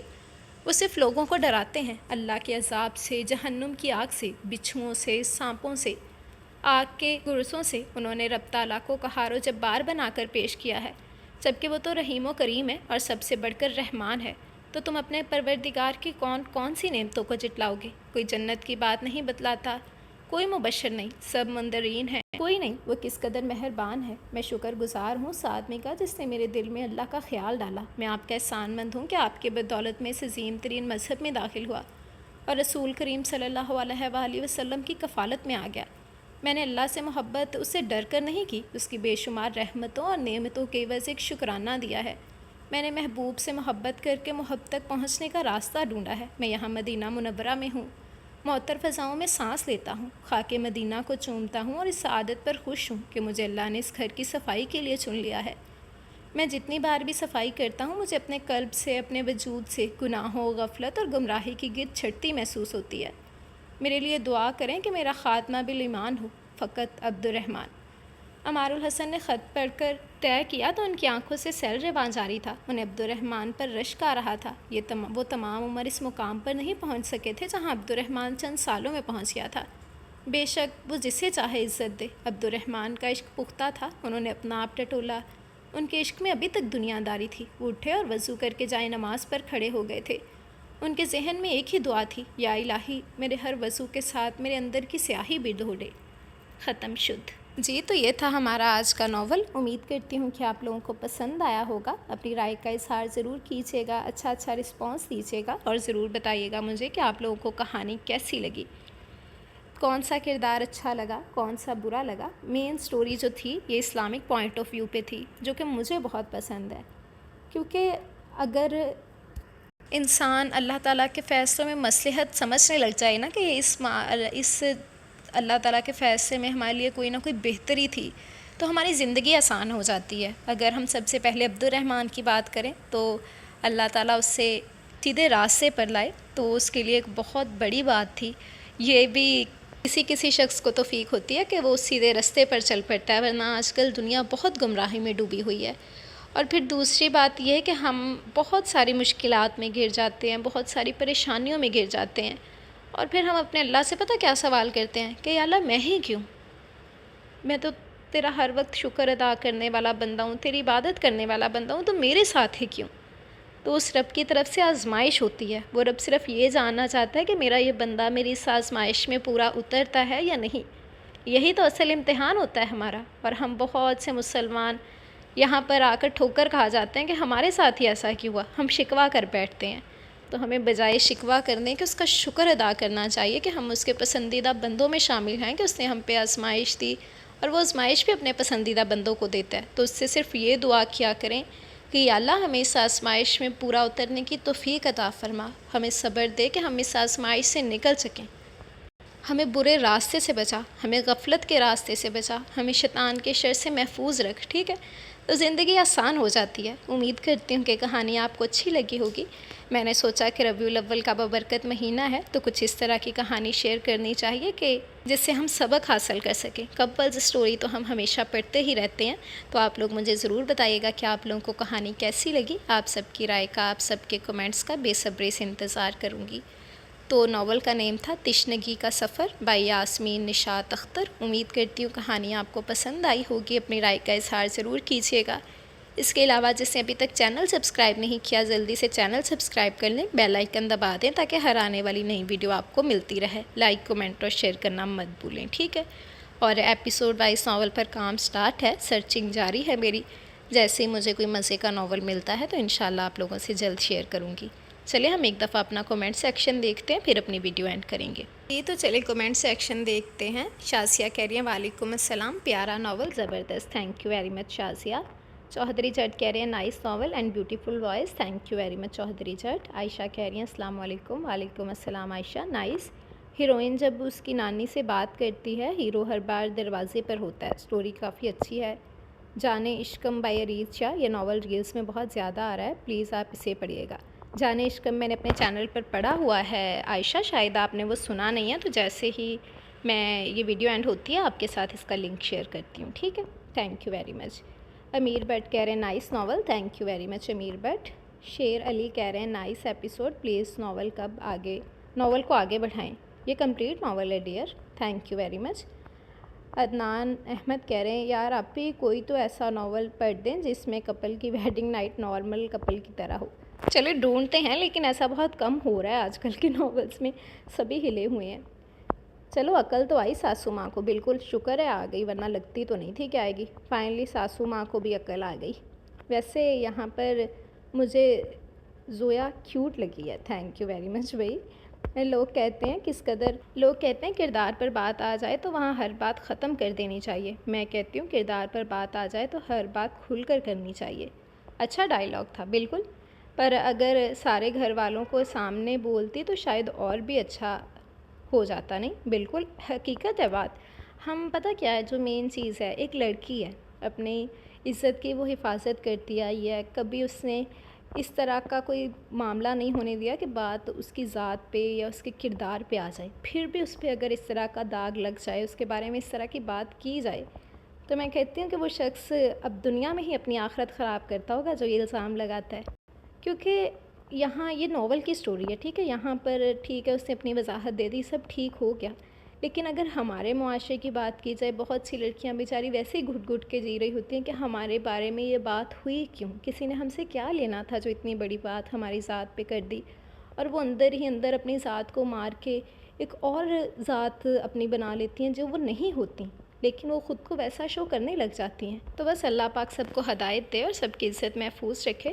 واہ واہ، کمال کر گئی یار، یہ تو تم کہہ سکتی تھی کہ یہ میری بھابھی ہے یار، یہ اچھی تقریر کر سکتی ہے۔ تھینک یو ویری مچ، آپ کو اچھا لگا، خوشی ہوئی، آگے بھی آپ کی رائے کا بھی صبری سے انتظار رہے گا، مجھے ضرور بتائے گا کہ آج کی کہانی آپ کو کیسی لگی۔ Thank you very much Sufiyan Ahmed. Creative work کہہ رہے ہیں ناول تو بہت خاص نہیں تھا پر آپ کی آواز کا سحر آخر تک ساتھ رہا، thank you so much for all your efforts. Thank you very much dear. چلیں کوئی بات نہیں، کبھی کبھی ہو جاتا ہے، سب کی اپنی اپنی پسند ہے، میں قدر کرتی ہوں، انشاءاللہ آپ کو نیکسٹ ناول ضرور پسند آئے گا۔ عبدالحادی کہہ رہے ہیں زبردست and fantastic novel, thank you very much Abdul Hadi. Zainab Saghir کہہ رہی ہیں زبردست، تھینک یو زینب۔ ایک انا پرست انشاءاللہ ضرور ریڈ کریں گے۔ امتیاز کہہ رہے ہیں اچھی سٹوری تھی، شارٹ اینڈ تک بہت اچھا لگ رہا تھا ریڈ کر کے، تھینکس۔ اینڈ آپ بھی آئی ڈونٹ نو، آپ بھی جب بھی کوئی لانگ ناول لے کر آتی ہیں تو پتہ نہیں اتنا کم کیوں آتا ہے رسپانس، اینڈ آپ یقین کریں جب کوئی ایپیسوڈ وائز ناول سٹارٹ ہو جائے اور تھوڑا کم رسپانس آئے تو ساتھ ساتھ ہم بھی سیڈ ہو جاتے ہیں، کیونکہ جب آپ خوش ہوتی ہیں تو ہم بھی خوش ہوتے ہیں، اتنا اچھا رسپانس آئے گا، انشاءاللہ اچھا رسپانس آئے گا، انشاءاللہ۔ اور آپ لوگ رسپانس جو دیتے ہیں مجھے لٹرلی خوشی ہوتی ہے، یہ نہیں ہے کہ مجھے خوشی نہیں ہوتی، جو لوگ رسپانس دیتے ہیں میں کبھی بھی انہیں بلیم نہیں کرتی، لیکن بات پھر وہیں آ جاتی ہے کہ آپ لوگوں کی ڈیمانڈ پہ ہی لے کر آتی ہوں نا، جتنے میں کومنٹ سیکشن میں دیکھتی ہوں کہ ہمیں ایپیسوڈ وائز ناول پڑھنا ہے، آپ لوگوں نے خود نوٹ کیا ہوگا کہ کتنی عوام اس چیز کا کہتی ہے کہ ہمیں پڑھنا ہے، لیکن جب میں ناول اپلوڈ کر دیتی ہوں تو پھر آگے سے رسپانس نہیں آتا، تو پھر میرا مایوس ہونا تو بنتا ہے نا کہ آپ لوگوں کی ڈیمانڈ پہ لے کر آئی تھی، پھر اتنی سرچنگ کے بعد، اتنی خواری کے بعد، رائٹر سے بات کر کے، ان سے پرمیشن لے کے، کچھ کو تو پیمنٹ بھی کرنی پڑ جاتی ہے، پیسے بھی دینے پڑ جاتے ہیں کیونکہ وہ فری میں پڑھنے نہیں دیتی، لیکن کیوں کرتی ہوں؟ صرف آپ لوگوں کی وجہ سے، اور پھر آگے سے رسپانس اس طرح کا آئے تو میرے لیے تو یہ دکھ کی بات ہے نا۔ تو باقی تھینک یو ویری مچ، آپ کو اچھا لگا، خوشی ہوئی، آگے بھی آپ کی رائے کا انتظار رہے گا۔ غوثیہ خان کہہ رہی ہے nice novel, thank you very much Ghausia Khan, اور please don't share the link of your novel channels, یا جو بھی چینل ہے آپ لوگوں کا، اٹس اے ریکویسٹ، بلکہ آپ لوگ دیکھیں، اس کا صرف رپورٹ ہوگا یہ، اور اس کا کچھ بھی نہیں ہوگا، تو اس طرح کے میں صرف انہیں بلاک ہی کرتی ہوں، ٹھیک ہے؟ لیں جی، بلاک ہو گیا ہے وہ یوزر۔ دین گریٹ ناول اپی، thank you very much Ayesha. Greatest villain ساسو ماں، بالکل آپ لوگ یہ کہہ رہے تھے کہ اچھی ساسو ماں کہاں پہ ملتی ہے، میں نے کہا اب آپ لوگوں کو روایتی ساسو ماں بھی دکھائی جائے۔ ویسے اسے خوش ہونا چاہیے کہ وہ سب کو خفا ہونے پر خفا ہے کہ نہیں؟ بالکل یار، مجھے یہ ہیلپ والا سین بہت ہی اچھا لگتا ہے، مزہ آتا ہے کزنس کی ایسی نوک جھوک پر، بالکل کزنس فیملی بیسڈ جو ناول ہوتے ہیں نا وہ واقعی بہت اچھے ہوتے ہیں۔ یہ خود بھی سانگ سنے گا اب بدتمیز، آہو بدتمیز ہی ہے کہ تم دیکھو تمہاری کزن بھائی خطرے میں ہے، تم اٹھ کے جا کے اس کی مدد کرو، ٹانگ پہ ٹانگ چڑھا کے بیٹھ کے بن کے۔ یار میں یہ سٹوری 3 دفعہ سن رہی ہوں، یاد نہیں کہاں پر سنی ہے یار آپ بھی، او ہو سو سیڈ، چلیں ہوتا ہے، چلتا ہے، دنیا ہے، آپ ایک دفعہ پھر سے سن لیں۔ باقی تھینک یو ویری مچ، مجھے ضرور بتائے گا کہ آج کی کہانی کیسی لگی۔ یہ کلر شارٹس کہہ رہے ہیں بہت اچھا ہے، تھینک یو ویری مچ۔ محمد طفیل کہہ رہے ہیں السلام علیکم آپ جان، کیسے ہیں آپ؟ ناول بہت اچھا تھا، بہت شکریہ آپ کا۔ وعلیکم السلام، الحمدللہ میں بالکل ٹھیک ہوں، آپ کیسی ہیں؟ تھینک یو ویری مچ، آپ کو اچھا لگا، خوشی ہوئی، آگے بھی آپ کی رائے کا انتظار رہے گا۔ شائنہ ملک نے لائک کیا ہے، thank you very much dear. Huda کہہ رہی ہے nice novel, thank you very much Huda. تو بسم بانو کہہ رہی ہیں thanks for sharing this novel, good night, stay blessed, آمین، thank you very much dear, آپ کو اچھا لگا، خوشی ہوئی، آگے بھی اپنی رائے کا اظہار کیجیے گا۔ ادیب آفیشیل کہہ رہے ہیں بہت اچھا ناول لگا، ہیرو کا کریکٹر بہت اچھا لگا، thank you very much dear. Again ادیب کہہ رہے ہیں ناول اچھا لگا لیکن ہیرو کا کریکٹر بہت زیادہ ہی ڈومینیٹنگ تھا، اپنے گھر والوں کی فیلنگز کے چکر میں ہمیشہ اپنی وائف کی فیلنگز کا احساس نہیں کیا ہے، بالکل سچ اے ٹاکسک گائی۔ نہیں یار، اس کا بھی اس نے خیال کیا، لیکن کبھی کبھار آپ کو پتہ ہے زندگی کے جھمیلوں میں انسان پھنس جاتا ہے، اسے سمجھ نہیں آتی کہ وہ کیا فیصلہ کرے، کیونکہ یہاں پر یہ جو سٹوری تھی نا، یہ ایک ٹپیکل مڈل کلاس فیملی کی سٹوری دکھائی گئی تھی کہ ایک مڈل کلاس آدمی کس طرح سے سروائیو کرتا ہے. ٹھیک ہے, ہم نے ہمیشہ سٹوریز پڑھے ہیں کہ ہیرو بہت امیر ہوتے ہیں, وہ پھر عیاشیاں کر رہے ہوتے ہیں, گھوم پھر رہے ہوتے ہیں. یہاں پر یہ دکھایا گیا تھا کہ وہ جو شخص تھا, جو ہیرو تھا, اس سے شروع سے ہی اس کے بھائیوں نے, باپ کی ڈیتھ ہو گئی, اس کے سارے خواب مر گئے, اس کے بھائی اپنی اپنی جائیداد لے کے سائڈوں پہ ہو گئے, بھابھیوں نے کان بھرے اور لے کر نکل گئیں. ٹھیک ہے, وہ اپنے اپنے گھروں پہ چلے گئے. اس نے اپنی بہن کی شادی کرنی تھی, اپنی ماں کو سہارا دینا تھا. اس نے اس سب کی وجہ سے اپنے خواب مارے. سب سے پہلے اپنے خواب چھوڑنا چھوٹی بات نہیں ہے, خود کو توڑنا پڑتا ہے, اور اس نے واقعی وہ سب کچھ کیا. پھر اس نے اپنی بہن کی شادی کی, اپنی ماں کا ساتھ دیا. پھر جب وہ ایک اور لڑکی اپنے گھر میں لے کر آیا ہے, اور اس کے دل میں یہی ڈر تھا, سب سے جو بڑی بات تھی, وہ جو لڑکی دلہن بن کے آئی ہے وہ ہے اس کی بھابھی کی بہن ہے. تو جب بھابھی اس کے بھائی کے کان بھر کے ان سے علیحدہ کر کے لے گئی, تو اس کے دل میں یہ ڈر ہوگا کہ نہیں ہوگا کہ ہو سکتا ہے وہ میری ماں بہنوں کے ساتھ اچھا سلوک نہ کرے, جن کی وجہ سے اس نے اپنے خواب تک بیچ ڈالے.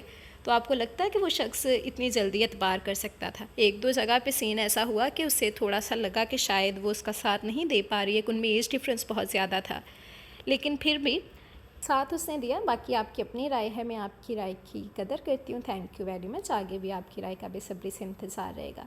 وعلیکم السلام. آپ ہی پلیز اظہار محبت مشکل ہے ناول بائی انوشی ریڈ کر دیجیے. انشاءاللہ ضرور ریڈ کریں گے. اگین ادیب نے یہی کمنٹ کیا ہے. ٹھیک ہے بھائی. دین اگین ادیب آفیشیل کا کمنٹ ہے, ٹو بی آنیسٹ مجھے ناول پسند آیا, لیکن سٹارٹنگ میں لگا تھا کہ شیر دل کا کریکٹر برا ہے اور دلاور کا بہت اچھا, لیکن آدھے ناول بعد سمجھ آیا کہ شیر دل کے کریکٹر بہت ویک تھا. مطلب کتنا اب وقت اپنی بہن سے ناراض رہا اور ایسے عزت کی باتیں کر رہا تھا جیسے خود بہت دودھ کا دلہا ہو.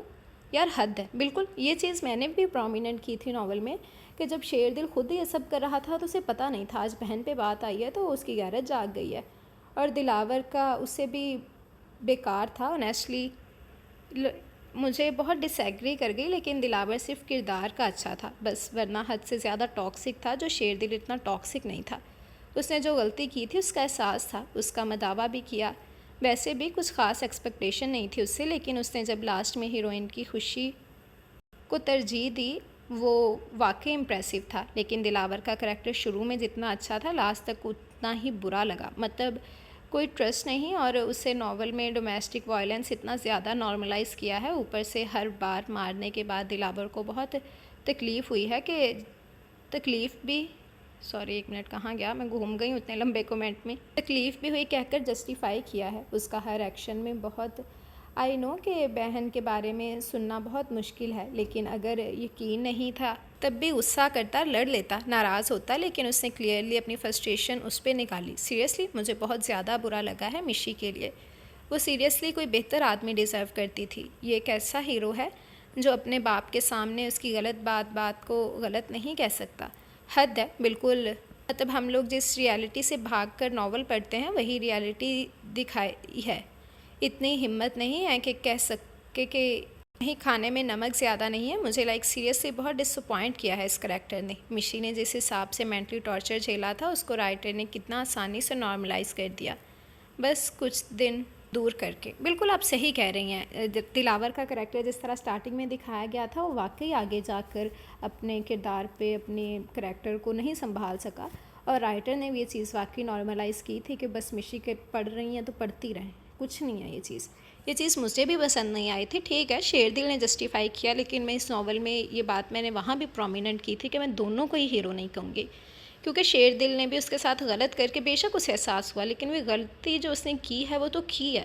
پھر ٹھیک ہے ہم یہاں اگر مان سکتے تھے کہ اگر اس نے اپنی غلطی مان لی ہے تو وہ اپنی بہن کو سپورٹ دیتا, اس کا ساتھ دیتا, اور دلاور نے تو بس دل ہی توڑا. آپ صحیح کہہ رہی ہیں. باقی thank you very much dear. Haris Khan کہہ رہے ہیں شکریہ آپ بھی. Thank you very much Haris Khan. Malja Shahid کہہ رہی ہیں وعلیکم السلام الحمدللہ بہت ہی کمال. Thank you very much dear. Last novel کے سیزن 1 کون سا تھا, لنک شیئر کر دیں. کون سا زنیرا ناول کہہ رہی ہیں آپ؟ مجھے اس ناول کے سیزن 2 کا نیم بتائیں, میں لنک شیئر کر دوں گی. میں نے بہت سے ناولس پڑھے ہوئے ہیں جن کے سیزن 2 بھی موجود ہیں, تو مجھے آئیڈیا نہیں ہے. آپ مجھے بتائیں تو میں آپ سے شیئر کرتی ہوں. ٹھیک ہے. دین سمینا خاتون کہہ رہی ہیں جی عاشق کو جیسا پہلے سے پتہ تھا اس کے ساتھ کیا ہونے والا ہے. حنان کو کہتی تو کیسے, حنان غصہ کرتا تھا, اوپر سے پھر کیسی शराब नोशी करने लगा था, फिर अपने माँ बाप की वजह से शादी की तो निभाया भी सही है, क्योंकि मैंने अभी देख रही हूँ कि एक मेरी कज़न सिस्टर की शादी हुई है, सेकंड मैरिज। लड़का अपनी पहली वाइफ की वजह से उससे परेशानियों का सामना करना पड़ता है कि वो छोटी थी, तुम ज़्यादा लंबी हो। ये कोई कहने की बात है? ये तो बातें दुख की हैं।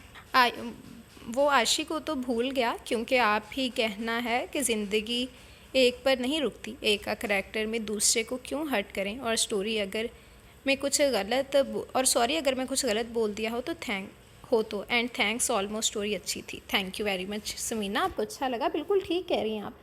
अगर आपने ज़िम्मेदारी ली है ना किसी से, अगर शादी कर ली है तो आप उसके हकूक़ व फ़राइज़ पूरे करें। सबसे पहली जो चीज़ होती है ना, वो इज़्ज़त एहतराम देना होता है। वो ये चीज़ होती है कि आपके किसी भी लफ्ज़ से, आपके किसी भी एक्शन से आपसे जुड़ी ज़िंदगी की दिल आज़ारी ना हो। तो सबसे पहले ये चीज़ आती है। ये चीज़ वाकई नहीं होनी चाहिए। I agree with you. बाकी thank you very much Samina खातून। आगे भी आपकी राय का इंतज़ार रहेगा। मुझे ज़रूर बताइएगा कि आज की कहानी आप सबको कैसी लगी। जी, तो ये थे हमारे आज के कमेंट्स। उम्मीद करती हूँ कि आप लोगों को कहानी पसंद आई होगी। आप सबकी राय का, आप सबके कमेंट्स का इंतज़ार रहेगा। अच्छा रिस्पांस दीजिएगा। इसके अलावा जिसे अभी तक चैनल सब्सक्राइब नहीं किया, जल्दी से चैनल सब्सक्राइब कर लें, बेल आइकन दबा दें ताकि हर आने वाली नई वीडियो आपको मिलती रहे। लाइक, कमेंट और शेयर करना मत भूलें, ठीक है? तब हम इंशाल्लाह हाजिर होंगे कल नए नावल के साथ, नए किरदारों के साथ। और एपिसोड 22 नावल पे मेरी सर्चिंग जारी है। जैसे ही मुझे कोई धमाकेदार सा नावल मिलेगा, इंशाल्लाह मैं लेकर हाजिर हो जाऊंगी। आज का नावल एंजॉय करें, मुझे ज़रूर बताइएगा आप लोगों को कैसा लगा। अभी इंशाल्लाह कल हाजिर होंगे। अच्छा रिस्पांस दीजिएगा। मुझे इजाज़त दें, दुआओं में याद रखिएगा। अल्लाह हाफिज़।